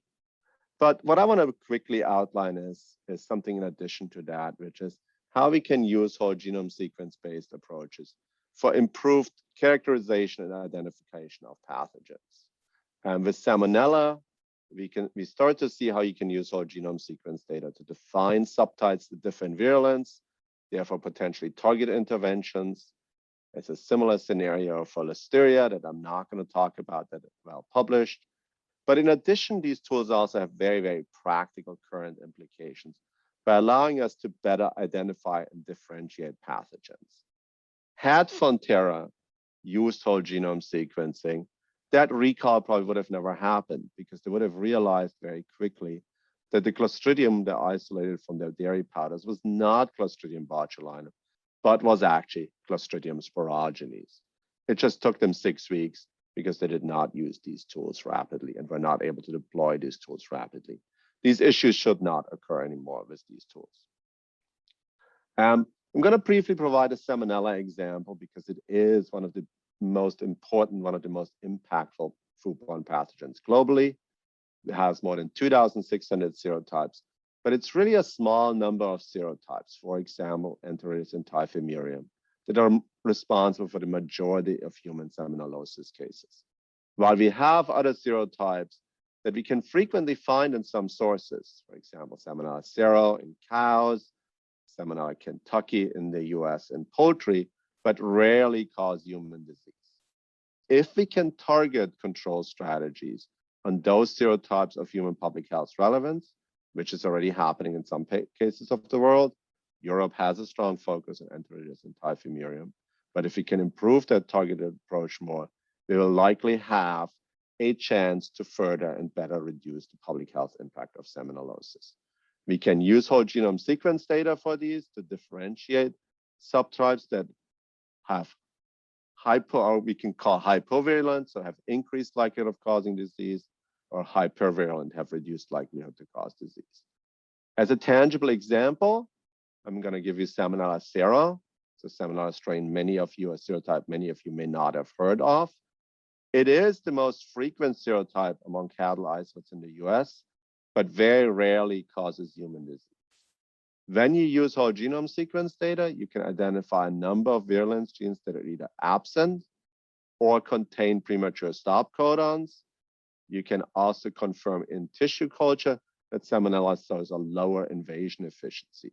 So epidemiology, genomics, and phenotypic characterization all tell us this is a serovar that is less likely to cause human disease.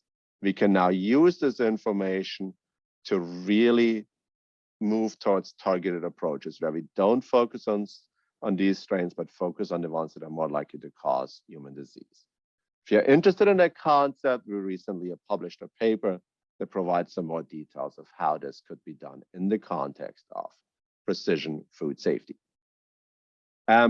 This is an example that shows how whole genome sequence data can be used to better and more rapidly, correctly identify pathogens.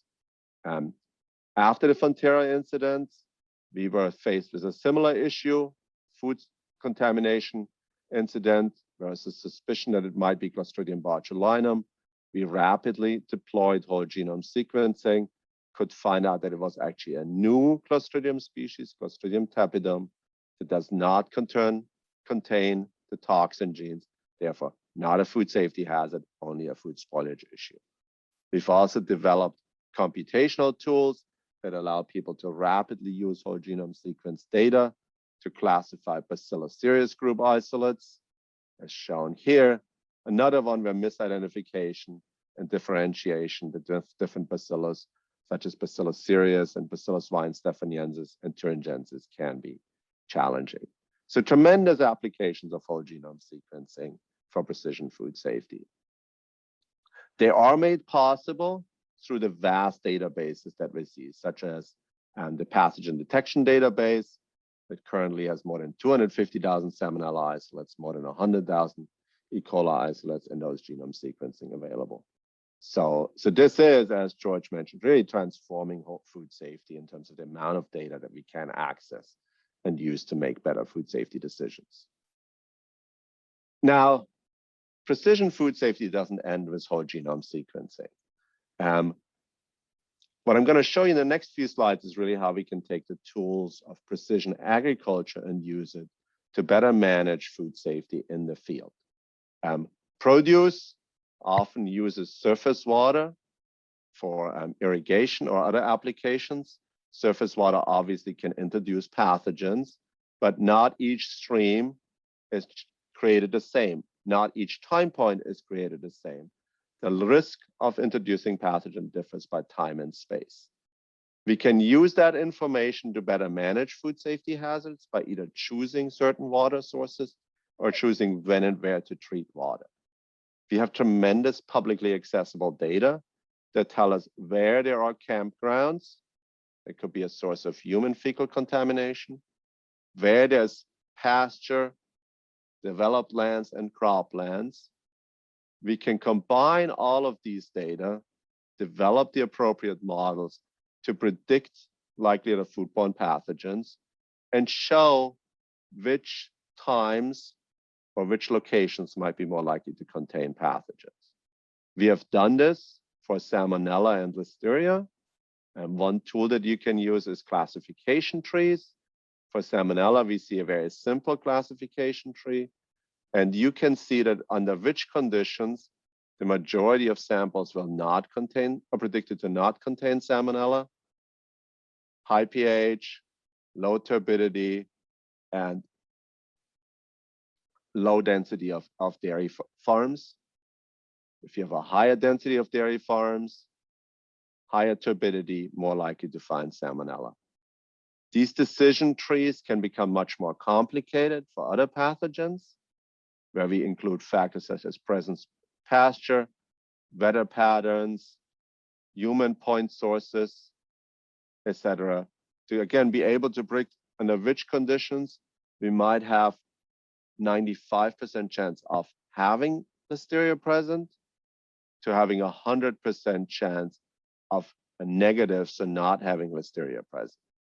So we can use these data to very reliably start to predict when and where we might find pathogens, and then use that information to more precisely manage foodborne pathogens in the pre-harvest environment. We also can apply these tools to identifying field locations that have an increased risk. Not going to go into the same details as in a slide set before, but here we have a map of a set of produce fields. These are actually fields owned by Cornell, where we show proximity to certain higher areas that provide a higher risk for pathogen contamination, such as proximity to pasture, proximity to water. We can then use this to a point where we can develop actual heat maps that predict the likelihood and the prevalence of Listeria or Salmonella in different fields, which now farmers and producers can use to manage to decide which fields to grow what crops, or for example, whether certain fields will require more testing, different type of testing, or different types of interventions. Again, becoming much more precise in our way to manage food safety issues.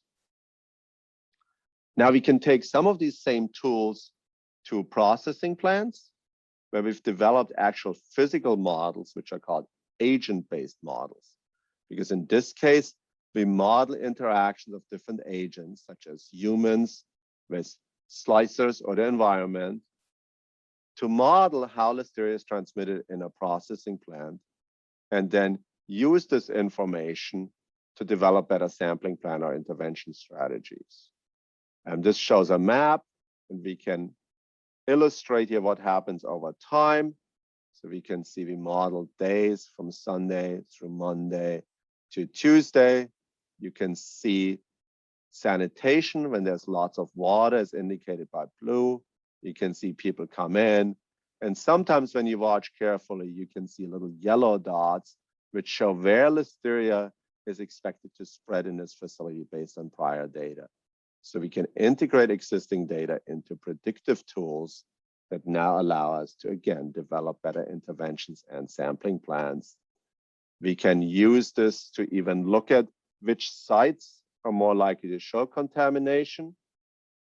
We do this through cluster analyses, different types of cluster analysis, which sites are likely to contaminate mid-shift, what are their characteristics, and then focus sampling and interventions on these specific sites, developing these agent-based models.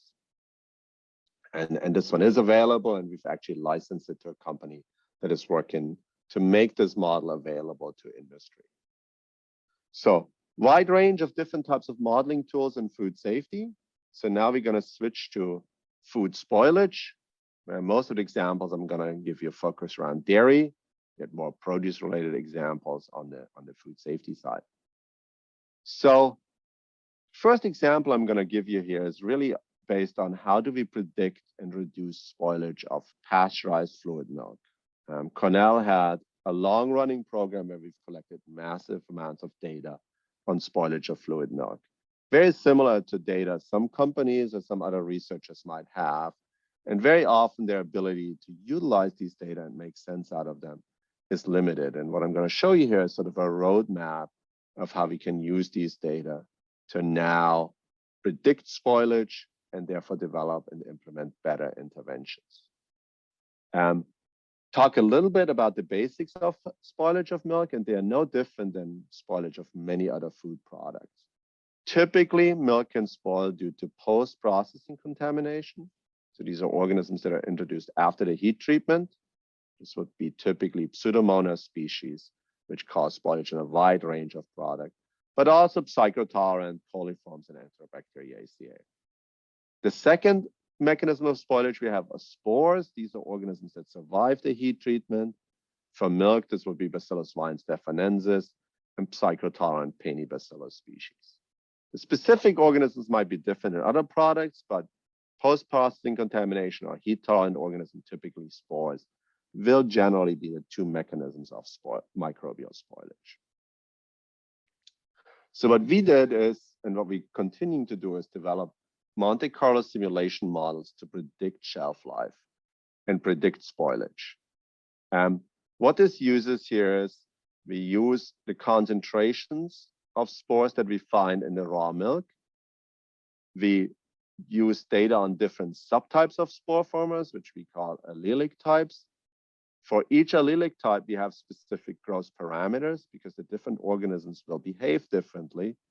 And we can use the combination of these data along with temperature distribution data to predict growth of microbes and spore formers in different containers of milks across a lot of fluid milk produced.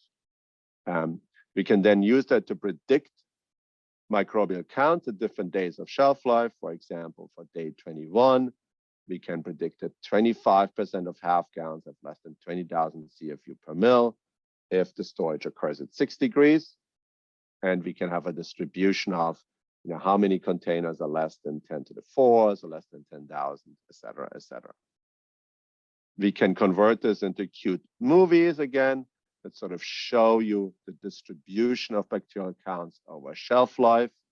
And you can see the longer in shelf life they go, the more containers we have with higher levels. So this is what we would call our baseline model. Once we have the baseline model, we can then do scenario analyses. So we can see what happens in the baseline, what happens if we make changes. For example, if we were to control storage temperature more tightly, we would get a much larger proportion of fluid milk that has low microbial counts.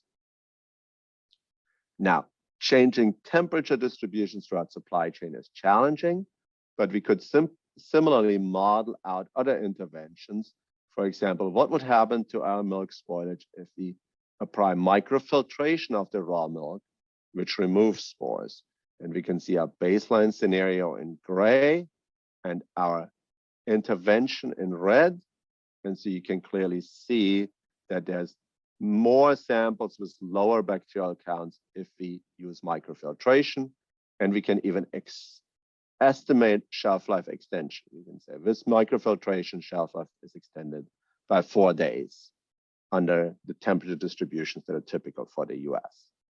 What this does, it helps companies make decisions and decide, is the investment of microfiltration worth 4 days of additional shelf life? What additional shelf life will we get by other interventions? And so this shows this here. So we have reduced bacterial counts at a certain day, fraction of containers that exceeds a certain level, and shelf life modeled with different interventions or what-if scenarios. Now, these tools can also be used, and we're working on using them for other applications, including dynamic prediction of shelf life. If you go to a store, it's not unusual for you to find milk that might have a shelf life of a few more days. Let's assume I'm in the store on September 1. This milk only has to September 5, but this milk has through September 17. Many people will pick this milk because it has a longer shelf life, particularly if it were the same fat content, because they pay the same amount for both of them.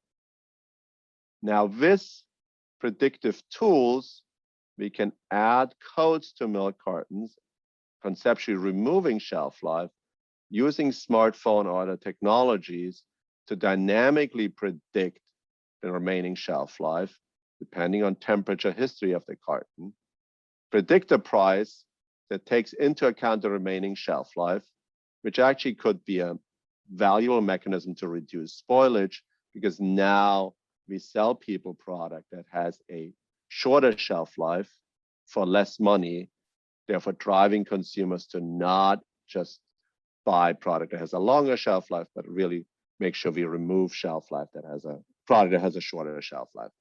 It's no different than selling seats on airplanes. If you have an empty airplane 2 days before a flight, seat prices will go down, dynamic pricing. So nothing new here conceptual, but the opportunity for application of these ideas to reducing waste, fluid milk waste, and food waste in general. We've also applied these tools to predict spoilage of yogurt, where we help companies making decisions in how to inhibit yeast and mold spoilage. Should they use chemical inhibitors? Should they use bioprotective cultures? What is the shelf life extension one could expect by bioprotective cultures? Ultimately, the goal of all of this work that I've shown you is to combine all of these different parts. We've shown you the models pre-harvest on water, land. We've shown you the models in processing plants. We've shown you the models of shelf life from processing plant to consumer. If we combine them all, we can envision us creating a digital analog or a digital homolog of the whole processing, the whole food chain, and use that to model out changes and their impact on safety, quality, and sustainability. Essentially creating a digital twin of a food system that now allows us to rapidly ask questions that we cannot do through experimentation or through traditional data collection. So this is ultimately what we're working towards, and I think a good vision where application of digital and big data tools will get us in food safety and food quality. So for a summary, I hope I've convinced you that application of precision food safety, digital ag, and related tools across the food chain will allow for more precise approaches to controlling food safety and quality issues. I think both George and my presentation together really should have driven that message home. Improved shelf life prediction will have many benefits: inventory control to reduce food waste. We can apply these tools to help specific companies. Industry needs predictive tools and decision-making tools and decision support tools for both food safety and quality. Government agencies are investing in this space because they see the opportunity for improving food safety management. But even now, we often miss the food systems approach. Taking the approach of digital twins can be used as a model to really predict the impact of the different interventions, and is really the ultimate goal of the work we're doing. It's a very exciting time for students and researchers and really everyone participating in the food system, as we can start to apply these tools to really come up with new ways to answer age-old challenges of food safety and food quality. And I'm probably equally optimistic as George that these tools will really allow us to make some tremendous improvements. Even though we will make mistakes, we will have challenges on the way, but tremendous opportunity here. With that, I want to thank the people that contributed to this work, past and current students and staff, a large number of collaborators, and financial support from a variety of different agencies. Thank you very much. And with that, back to Paula. Thank you very much, Martin. I'm convinced. So at least one person was convinced. Okay, so we have now time for some questions in a round table. I don't know if some of the participants want to digit some questions. I have already, or we already have a question for Anna, which Anna is asking: how do you see the implementation of food sensors in the supply chain? Because at this moment, I can see a lot of innovation in food sensors and new technology in supply chain, but both worlds together, it still have a lot of work to do. Anna? Let's say it's a very relevant question. Thank you for that. So yeah, I would say that we see that in the spectrum of sensors, but we see that in some other technologies. So one of the issues, namely when we talk about food retail, where we have packaged products, unpackaged products, we have probably when considering also when comparing, for example, with other retail sectors, we have lower margins. We have industrial operations that are, let's say, done in a certain way. So meaning that, for example, applying a sensor in each of the packages of a certain type of product might not be very viable from, let's say, the industrialization process itself. So it's something that needs to be something else that needs to be applied in terms of the process itself, in terms of the cost of the sensor per unit of the product. So I would probably say that could be one of the reasons why we have very relevant research and very relevant demonstrations in terms of the usage and the benefits of that particular technology, but we yet do not see it probably widespread as a standard within the industry. That's why I mentioned that sometimes the investment needed / the business case, some things probably still don't make sense, or they don't make sense for a wide range of products. They might make sense for certain products. So finding, let's say, the concrete applications where the use of technology makes sense and brings value from all of these perspectives is not easy. But a very, very interesting question, a very interesting observation, one that we also do ourselves. Why we don't yet see that in the industry widespread as we could imagine from seeing such relevant research and such relevant demonstration projects out there. Thank you, Anna. Any other comments from our colleagues? I could add some comments on this one. I think that is, the questions that Anna mentioned in the presentation regarding the technologies, the toolbox that we have available today, that was the expression, and the best, and if they were scalable. From my side on the industry, we were compelled to go for for detection or analysis, perform the analysis one by one in each material that was produced in real time. So it was the digital twin, in fact, that Martin mentioned. The digital twin from the cork was a TCA parameter, a spectrum that was able to be done in real time. So just a comment. I think that we have much, and then that will relate with dynamic pricing and things like this, if you are able to do real time. I think that we have, the toolbox is really impressive, the way it has been evolving, and it's not, it's feasible, I would say, not as a,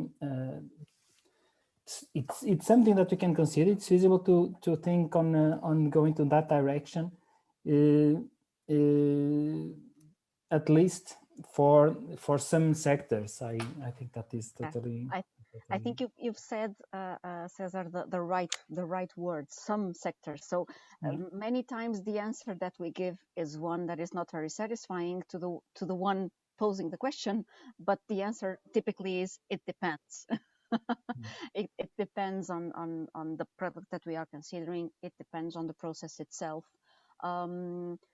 I would say that that's part of the beauty of the challenge for all of us that work either more on the side of research or more on the side of industry. When we find, let's say, that right combination of the context, the industrial setting, and the results, and then the investment makes sense, then I think it's, well, for us, it's very satisfying. Any other comment? I have a dream as a consumer. Yeah, as a consumer, how far do you think it is I can go with my smartphone to a shop, point my smartphone, and have the entire story of the product and say, okay, I can trust it's safe because all the temperatures were correct, no temperature abuse. How far are we from that? Who's going to answer? I can start because Paula mentioned a topic that is very dear to us, which is the topic of traceability. It's something that we've been working also in some projects with many relevant partners. I would say that from the technology point of view, not far at all. But, and I think again, it was Professor Cesar and probably some of the other speakers here that also mentioned the topic of, let's call it, the maturity of organizations or the digital divide. And what we see, namely when we talk about food, and in particular here in Portugal, we see a very, very diverse setting of companies, SMEs, most of them. They do wonders, they produce, they farm the best products, they produce the best food products, but probably from the side of ensuring the interoperability of the systems and the access to that, to the relevant information in the time that we need it, it's still a little bit of a challenge. So I would say more on the side of, let's say, the industrial tissue that we have, that many other countries might have. More, the challenge is more there, I would say, that from a pure IT or ICT systems or technology point of view. I would like to hear what my fellow speakers think of it. At least from our experience, it's our perception. Well, I mean, we sort of have this vision with the sort of the dynamic pricing, and we've done some, or started to do some consumer work and some willingness to pay work. And we're actually surprised a little bit, because I don't think there are many of you out there, Paula. And even those of you who are out there not willing to pay that much. And I think that's really, it's not the technology at all. That's there, it's easy.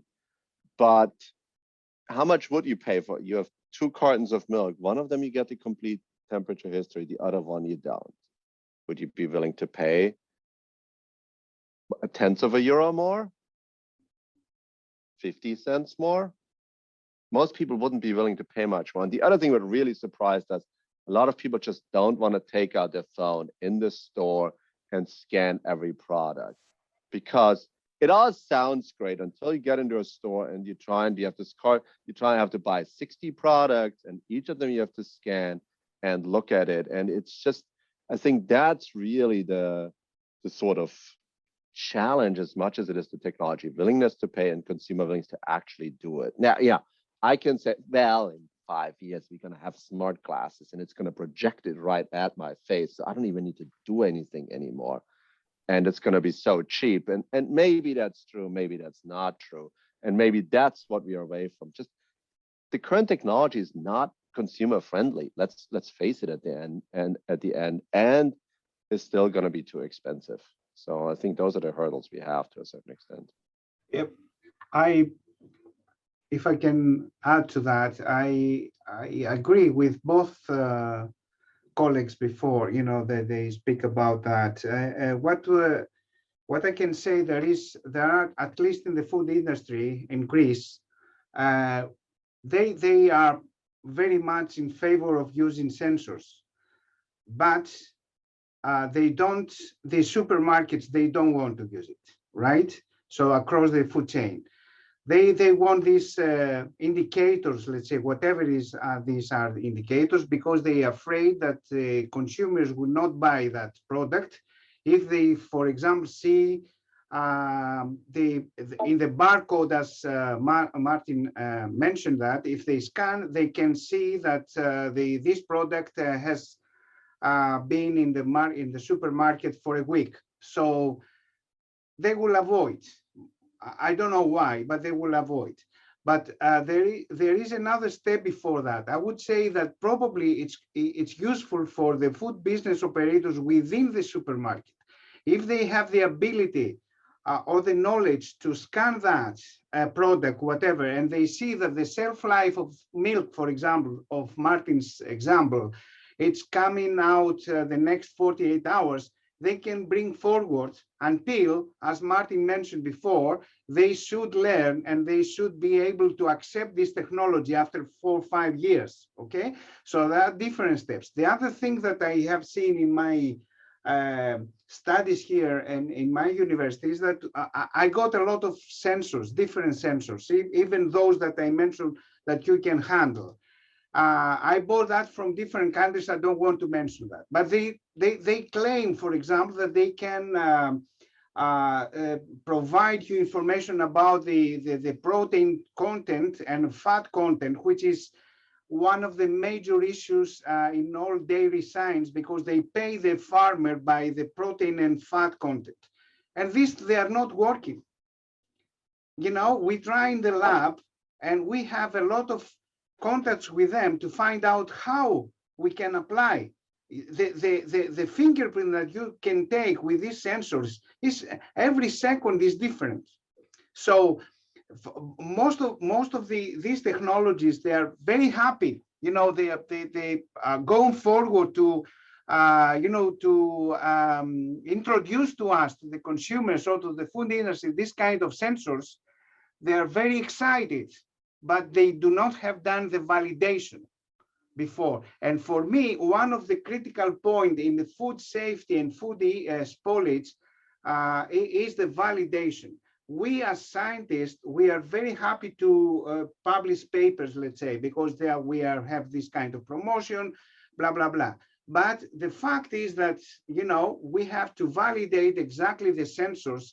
And as I mentioned in my speech, I do that on purpose. I show the same instrument, how you can validate fish, take in account the skin and the flesh. In one case is working, in the other case is not working. So whatever we apply, for example, machine learning or sensors, whatever, it doesn't mean, you also told about that, we have to check in which cases these are going to be implemented and to have good results. Because if we don't say that, I think that we are going to lose the consumers and the food industry. And this is something that I'm afraid very much, because I'm very keen with the new technologies. And I would like to lose my job, as I mentioned before. You know, now I'm a microbiologist, but I don't know anything about this data. You know, data is everywhere. If you can apply to McDonald's, you can find as a data scientist. But if you apply in food, as a food microbiologist, especially in USA, in North Europe, nobody cares about you anymore.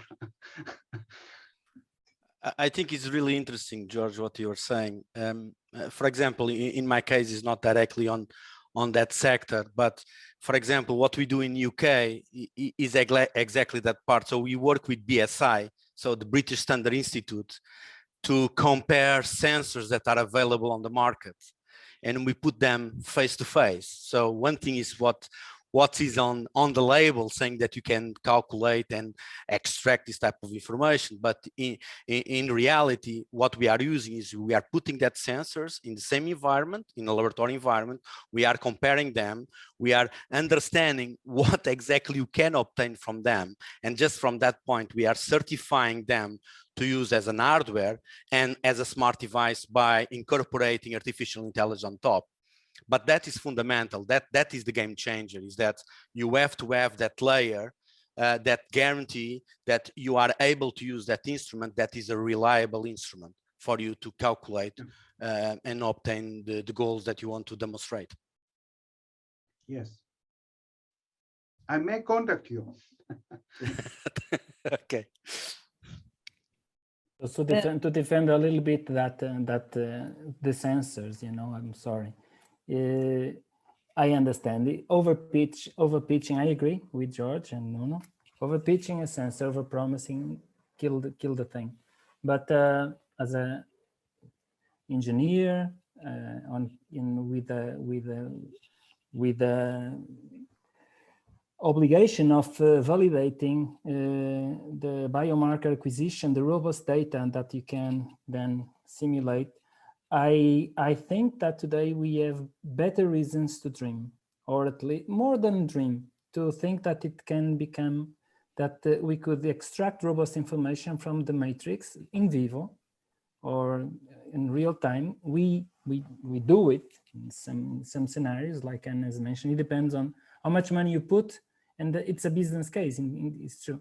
You need to do, and then it could be possible generically to say, let's measure the fat in the fish, and let's see out of the shelf what is less expensive sensor, and then let's try to make it up and teaching him by machine learning or other algorithms to make a classification. That's a lot of optimism. And the reality is that we are not able to monitor or to classify COVID from non-COVID at the airport. So someone is failing somewhere. But and then there at that moment, we have the motivation, the motivation to be able to do so, to spare us from this, the problem that we are living.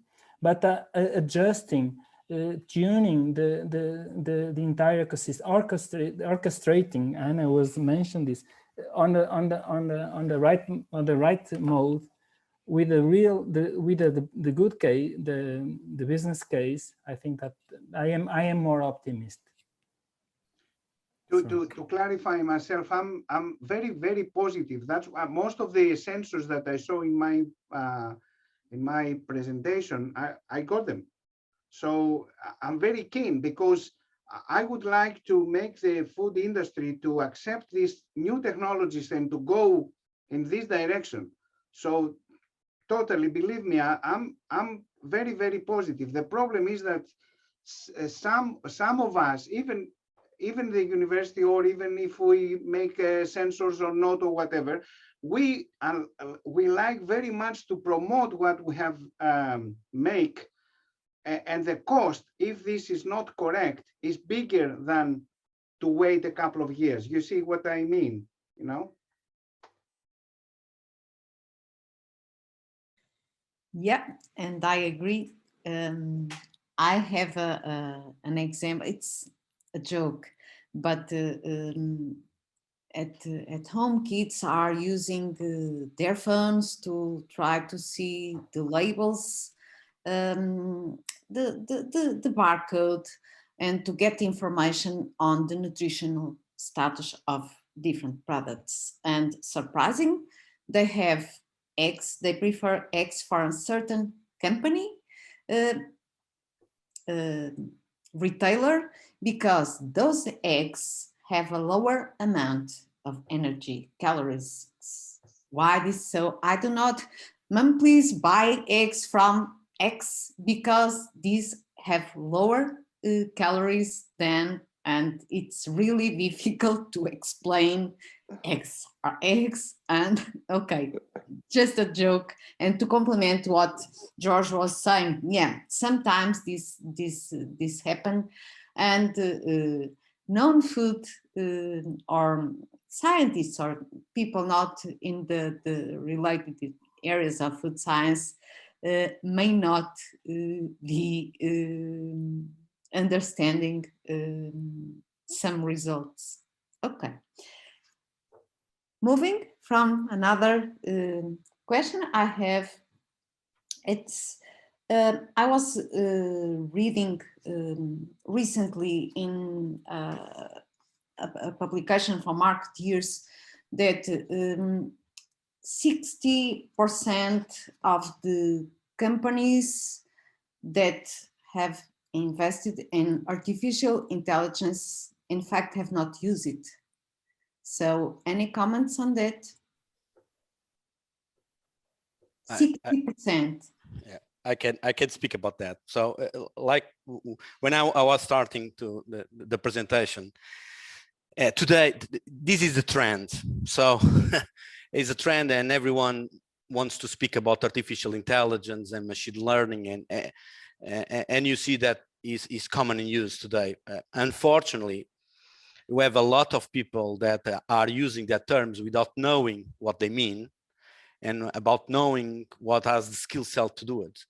So this is a culture issue, and this is not regarding just Portugal, it's worldwide. It's people that take this opportunity, and this is the new thing, so let's do the new thing. So everyone speaks about artificial intelligence.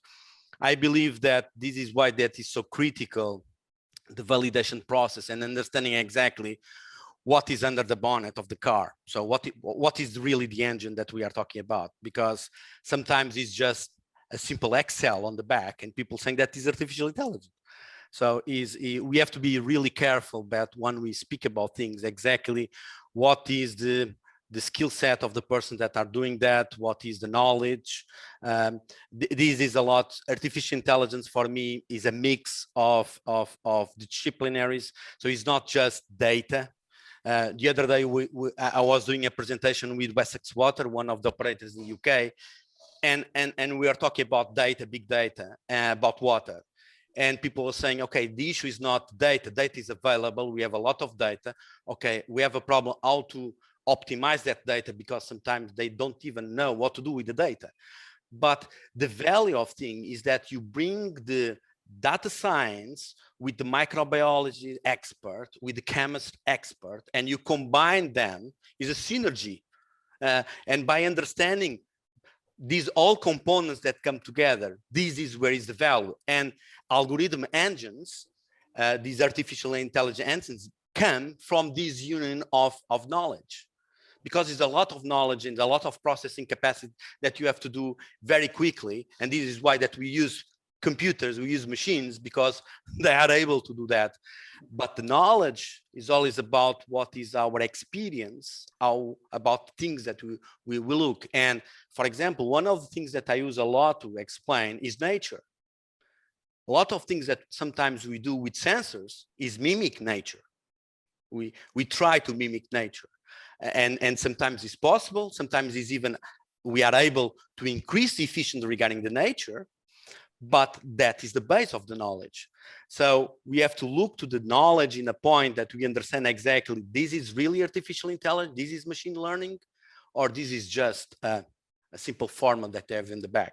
So it's very important that when we are talking about this type of matters, we understand and we have like a validation layer on top of that. And that comes a lot by the scientific community, the university, research centers that do that.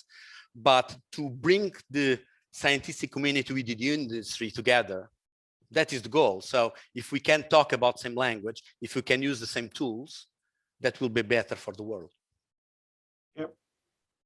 The problem is, even when you use artificial intelligence, you still have to have intelligence, human intelligence. So what do I mean with that? So number one is, you need to ask a question. A lot of people use artificial intelligence just because they can, right? It's like, oh my God, I have all these data that I haven't used for the last 8 years. And there's this company that says they can analyze them. I'm sure we'll find something interesting. And it never works. And even if you find something interesting, then you need to have the willingness to invest and apply it. That interesting thing, you know what? Your plant in the city that you want to live in, where you are in, is the least efficient plant. It's constantly losing us money. Are you willing to shut it down because now you have to live in a place you don't want to live in?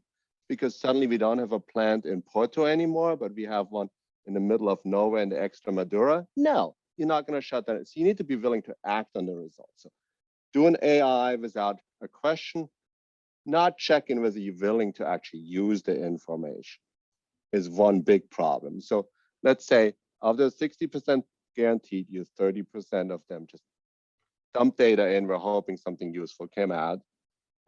Another 15% actually had something useful coming out, but were not willing to act on it for one reason or another. And they're very multifaceted depending on your specific application in it. And then the final one is artificial intelligence essentially never tells you what to do. These are decision support tools. And I think we need to be very careful. These are not decision-making tools. The word artificial intelligence implies it's going to make the decision for you. It's not. It helps you decide. So you still have to make decisions. And we see this in food safety as a very tangible example. CEOs right now believe that the food their company produces is being tested and therefore is zero risk. Okay, zero risk. Now we're going to bring in advanced data analytics, artificial intelligence, everything else. And we're telling them that, you know, the risk of this product is lower than this, is lower than this. And the CEO's like, what do you mean risk? I thought we tested everything and we have no risk. So it takes about 10 years to make them understand that there is actually risk. If you're a big company, your food will make people sick. It will kill people because you cannot make zero risk, even if you do everything according to regulation. That's such a shock that getting over that takes so much time. And so if you're trying to use AI to answer food safety question, it usually goes back to the basics like risk management. Are we really willing to manage risk? So the infrastructure isn't set up for it. And so all of that combines to this staggering figure of 60%. Some of them are in there where the AI has actually been used. They just don't realize it. People, it often, the AI you use usually don't even realize it is AI that's doing it. It's running behind the scenes through your smartphone, through other things. I guarantee you out of those 60%, probably 10, 15% actually using AI. They just don't even realize they are. So complex issue, all pointing at the fact that a lot more work is needed in so many different aspects. Yeah, I would like to share the experience that I have with one of my PhD students. She was computer scientist, and but she was doing PhD with me, food microbiology, so I enforced her to go to the lab and work. And she has done experiments with storage of meat and mixing pork and beef, all of these kinds of things. And she used to buy the product from a specific supermarket but using different batches. But in one case, in this supermarket, she couldn't find what she wanted. So she went to another supermarket and bought what was needed, and then she developed the model. And she realized that the last batch destroyed her model, and she was collapsed. She was ready to kill herself, because she was engineering, computer science, and she always used to have 99% of the accuracy of the model. So as Martin said, it took me about a year to explain to her on biology that we need to include in our samples and in our data this variability, because it's very essential for biology, So yes, there is this always risk, and it's not easy to persuade people, even food authorities, to most of them that they're working in as food authorities, they do not understand that there is not zero risk, at least in Europe. I don't know in USA, but they do not believe that very much. So yeah, I think that everything it's good because we are using all these new words and new fancy disciplines or whatever. I believe in future that we are going to find exactly the way that we can use all these scenarios and all these technologies in the proper food, in the proper manner, together with the proper sense or whatever. For now on, I believe that we should introduce this kind of ideas, not because it's a kind of panacea, and we have to emphasize that these technologies are not solve the problem. They just offer, as Martin said, another way of making decision more accurately, probably, or more fast.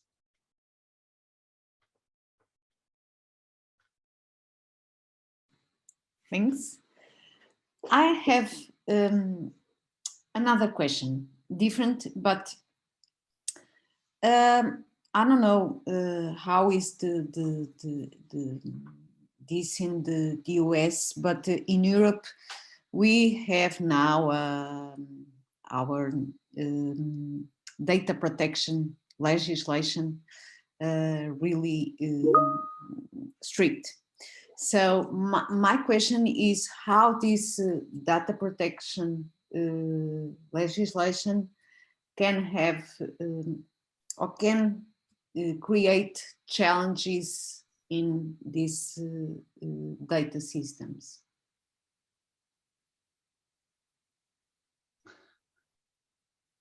I'm not data scientist. So Anna, in retailers, for retailers? Well, it posed some challenges in the transition, surely. I think it also gave all the retail sector also an opportunity to go back and revise some of the data that's being collected. Personally, I believe that there's also this fixation or this romantic notion that a certain brand wants to know exactly what I buy and where. I mean, they don't care. they just want to be able, as was mentioned before, they just want to be able to understand behaviors. Namely, because we are, of course, here talking about the issue of personal data. So in the end, I don't think, at least when we talk about governments, it might be another thing. When we talk about private companies, it's something else. So they actually don't care. So it's a non-question. Well, I wouldn't say it's a non-question. What I would say is that probably there are areas much more sensible than the area of retail, for example, the area of health or others, where the issue is more prevailing. And what we also need probably to look is into, let's say, the geopolitical side of things. So are we behaving, we as European companies, are we compliant? Is everyone compliant?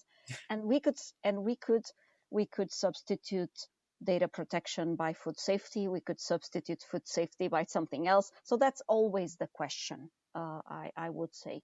So, but again, and probably what we see is that if we as consumers see a perceived benefit, we will be sharing that data. So at least from the behaviors that the retail sector has witnessed, if we see a benefit, then probably we will share. What could be worrying, let's say from a society point of view, is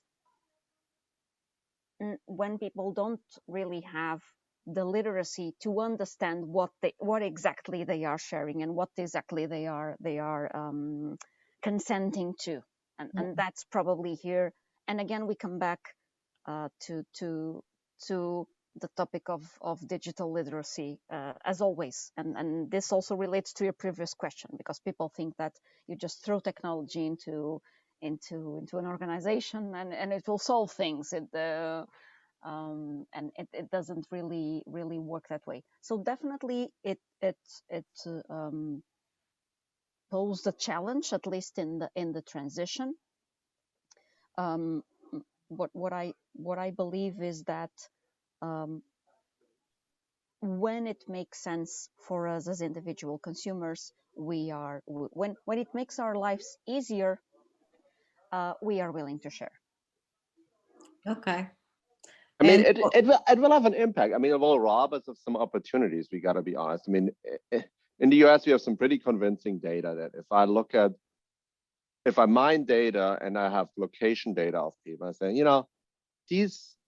and I mine, let's say it's simple, location data and when people go to a store and buy Imodium, so medicine used to treat diarrhea, and say, there's a really strong signal that a number of people bought Imodium 2 days after they ate at this restaurant. It's way above background. AI can figure this out and say, this restaurant is probably the source of an outbreak. And you can detect it way earlier than whole genome sequencing and anything else, because you're going to get a signal within 2 days.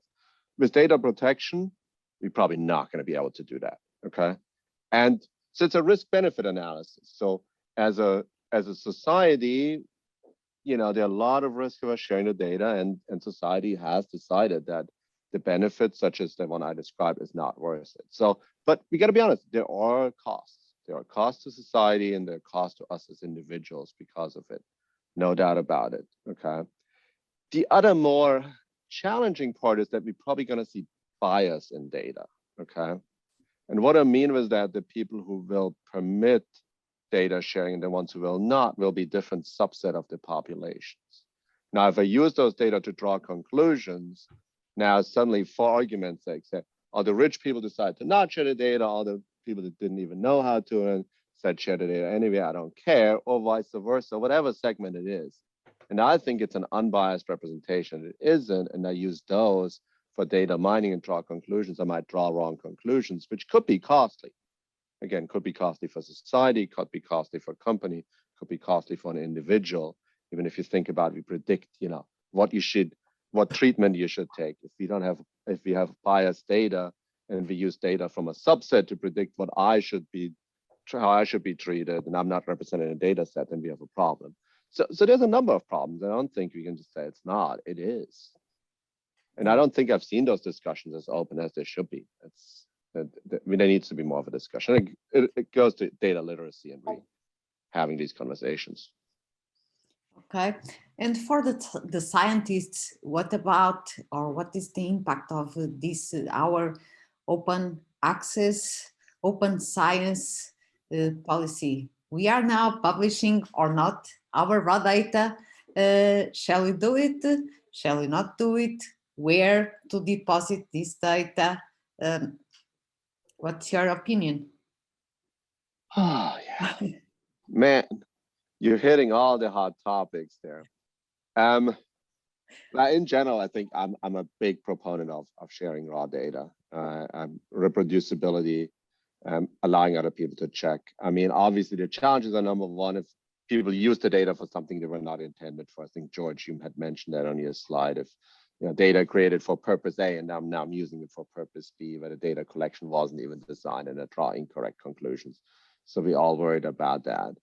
The other thing we run into it is very tangible, specific example is mandatory data sharing. Let's say I have a food processing plant that allows me to collect environmental isolates as I wanted, allow me to do whole genome sequencing as I wanted. And now I want to publish this paper, but now I have to deposit all the whole genome sequence data in a public database, okay? And, no one knows exactly which company I work with, but in reality, between knowing where my former students are, some description of the plant, I can triangulate it pretty well, right? And now these whole genome sequencing in a database, now there's 2 human cases that are linked to whole genome sequence data. And next thing you know, FDA says, hey, company A, have you worked with Martin Weidman at Cornell? Because we found some matches of some human isolates to some isolates from a food company. It sounds like your true story, okay? And then that company is like, well, we can either lie or be honest or avoid to, or not answer. And we probably got to draw the conclusion, we're not going to let any researchers do field work in our facility anymore because this is ridiculous, right? So it will cut down on another hand, it will cut down certain areas of research that we have been able to do and that we might not be able to do it. So I think there's got to be exemptions on it. And we got to be careful. But nothing carte blanche, like you got to share everything all the time, doesn't work. It's all the devil's in the detail, I would say. I can speak a little about that too. So not on exactly the same area, but special on the water sector.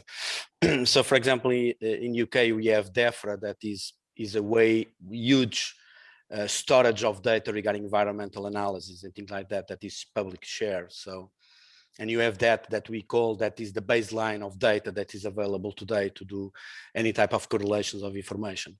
And after you have the operators itself, that they have legal obligations to do tests and to monitor the water quality to understand exactly what are their impact on the mainstreams, in this case on rivers and sea. What happens is that what we are working now in UK is to share that information between companies. So the companies that are in the same sector as water operators, they would like to share their information between them to understand exactly what are the trends that are being calculated from different locations, because they have a different impact, the location of a river, or if what are the type of assets that exist on that river that can contribute for pollution.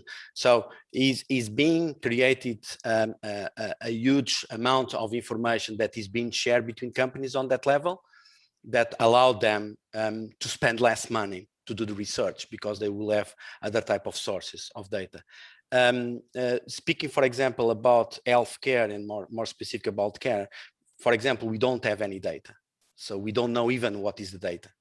So we are a part, is a puzzle, and we are a piece of that puzzle. And for example, on coronavirus tests, we just have the QR code of the test. We don't know to whom belongs. We just have the QR code and we have the picture, and our engines do the lateral flow test and compares that and gives a result. And you just send that information back to the NHS. And NHS has the information that identify what are the person and the context. But when we are running that inside of an infrastructure of AWS. But storage, the S3 bucket that is being used to store the data, doesn't belong to us. So we don't have any way to correlate this type of information. And by doing that, you remove that from the equation. But in other aspects, like Martin was saying, in other aspects, it's important to share information. In this case, for the water sector, is very important, because it's reliable that what you conclude in a certain part of the country on a wastewater treatment plant is not really what happens on the other side. And to understand why is the effect, cause effect, is really important to detect. Okay, and I have a last question. From farm to fork, where do we think that, well, the idea is to have this from farm to fork, but we are still not there. So from farm to fork, where do you think that we can take more advantage, more value of this big data integration and utilization? And I can start just with kicking the ball, talking about soccer. I guess that Anna also mentioned several times that's the business case. It depends. And, if it is, for example, something that is represent a threat for safety, that would compel companies to open at that level, to be transparent at that level, and to come up with systems end to end. That would be the bigger motivation, one of the biggest motivation, and the price of things, I would say. Yes, I would just probably add, Paula, that, for example, when you have a shared challenge, for example, and the area of logistics is a shared challenge. So no matter, and especially now that we talk so much about the footprint of products and the sustainability of the operations and the last mile and the sourcing locally, etc. So I would say that probably that's why typically we saw the main investments also in terms of optimization in that space, because independently of if someone is farming pigs or producing yogurts or something like that, getting product getting product X from point A to point B is always needed, and then also sharing this information to do better route planning, to do shared cargoes, etc. So it's an area where typically we see probably the industry more prone to also collaborating, and as Nuno was mentioning, as having, for example, companies sharing data within, let's say, a data space with shared data that can then benefit the whole of the industry. So not only the ones doing the providing the logistic services, which themselves they have a challenge, so getting cars, getting drivers, etc. But also, and this is a reality that I'm speaking about in Portugal, but also from the side of those contracting those services and finding ways also to stimulate that. If we really need big data to do that, or small data, it's another topic, but definitely when considering a shared challenge and what could be also shared developments, that area there. Because then if results are could be grabbed, or opportunities could be grabbed first on one side of the value chain, namely let's assume from the side of the industry retailers versus the side of, for example, primary production.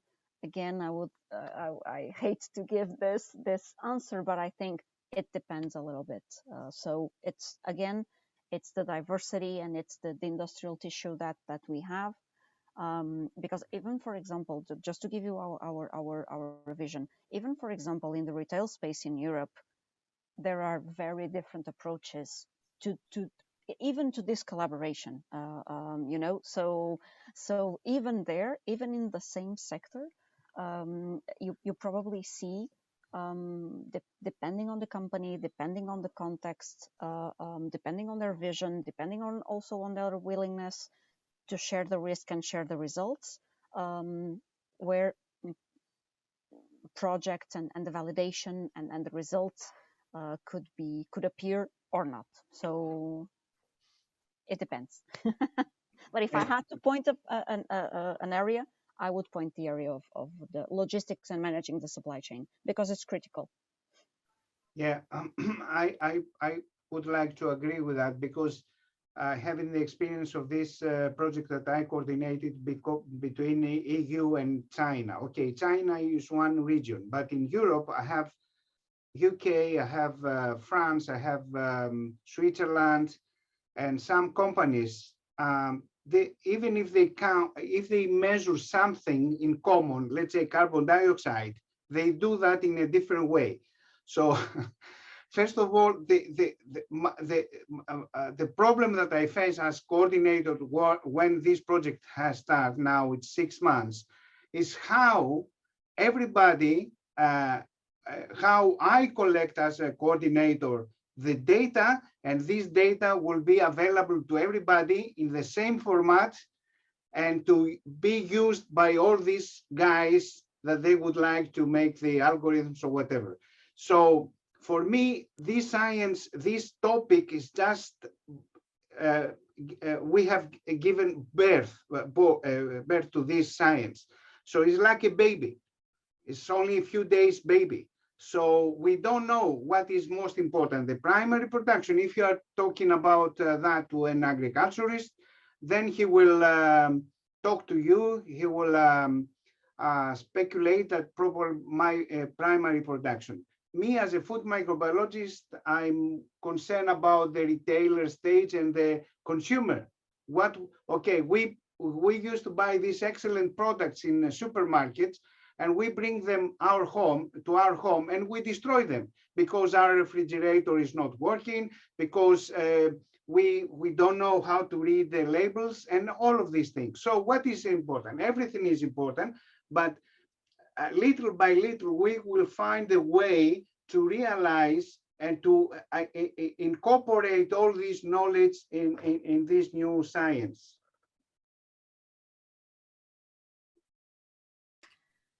Thanks. I think we are almost there. I thank you all for this very interesting session. I hope all the presenters have the same opinion. For me, it was really good. And now I will call Professor Isabel Braga da Cruz to close the session. She is our president of the Regional Center of Porto of the Catholic University, and is also pro-rector of the university. So Professor Isabel Braga da Cruz, please. Thank you very much. So good afternoon. It's a real pleasure to be part of this session, and it's also very nice to see some well-known faces. So I welcome you all. Unfortunately, I don't know all of you, but I've been listening to this roundtable, and it was really interesting. So I'd like to acknowledge the presence of all of you today, and not only the speakers, but as well all the attendees and all the other colleagues and the researchers and a lot of industry that's also present online. So today we have the 5th edition of the 2021 Innovation Day. That has this special thing that it's integrated on the 30th anniversary of the Center of Biotechnology and Fine Chemistry of the ESP. So this is one of the hotspots that we are having along the year. So the edition of this Innovation Day had the objective of knowledge transfer between the stakeholders in specific cutting edge research areas that we've been listening it was very interesting for me, even for me, that's another field that I've been covering. And the big data in food systems where challenges and perspectives such as AI and machine learning have been covered and discussed. Today we heard from data analysis to food quality, food safety, sustainability, and profit as well, of course. It was very interesting to listen about the risk benefits analysis, data protection, the problems of literacy, and as well the challenges that concerned logistics and supply chain. It was really, I believe that whole, at this time, especially in such special day that we have today in Porto, because tonight it's usually it's a festivity here. It's really good that by the end of the afternoon, we still have all these attendees. We had 128 participants from Portugal and also from other geographies, and we have contributions from different fields. Academy, industry, retail sector, with participants from SONAI that we all know, Unif AI Technology, University of Athens, and Cornell University, well, that made this event so special. So I'd like to acknowledge the presence of you all, wishing that next year we are having another edition, hopefully not in this virtual way, but more present. I think we all are a bit looking for that format as well. I thank my colleagues, César Ferreira and also Paula Teixeira. I thank Nuno Silva, Ana Machado, George Nikas, and Martin Wilderman for the presence of today. And of course, all the organization that made this event possible. So wishing you a good evening and keep safe. And I just hope that next year we're having another event with such hot topic as we had today. So thanks a lot. Thanks. And I think it's time to say goodbye and hope to see you all soon.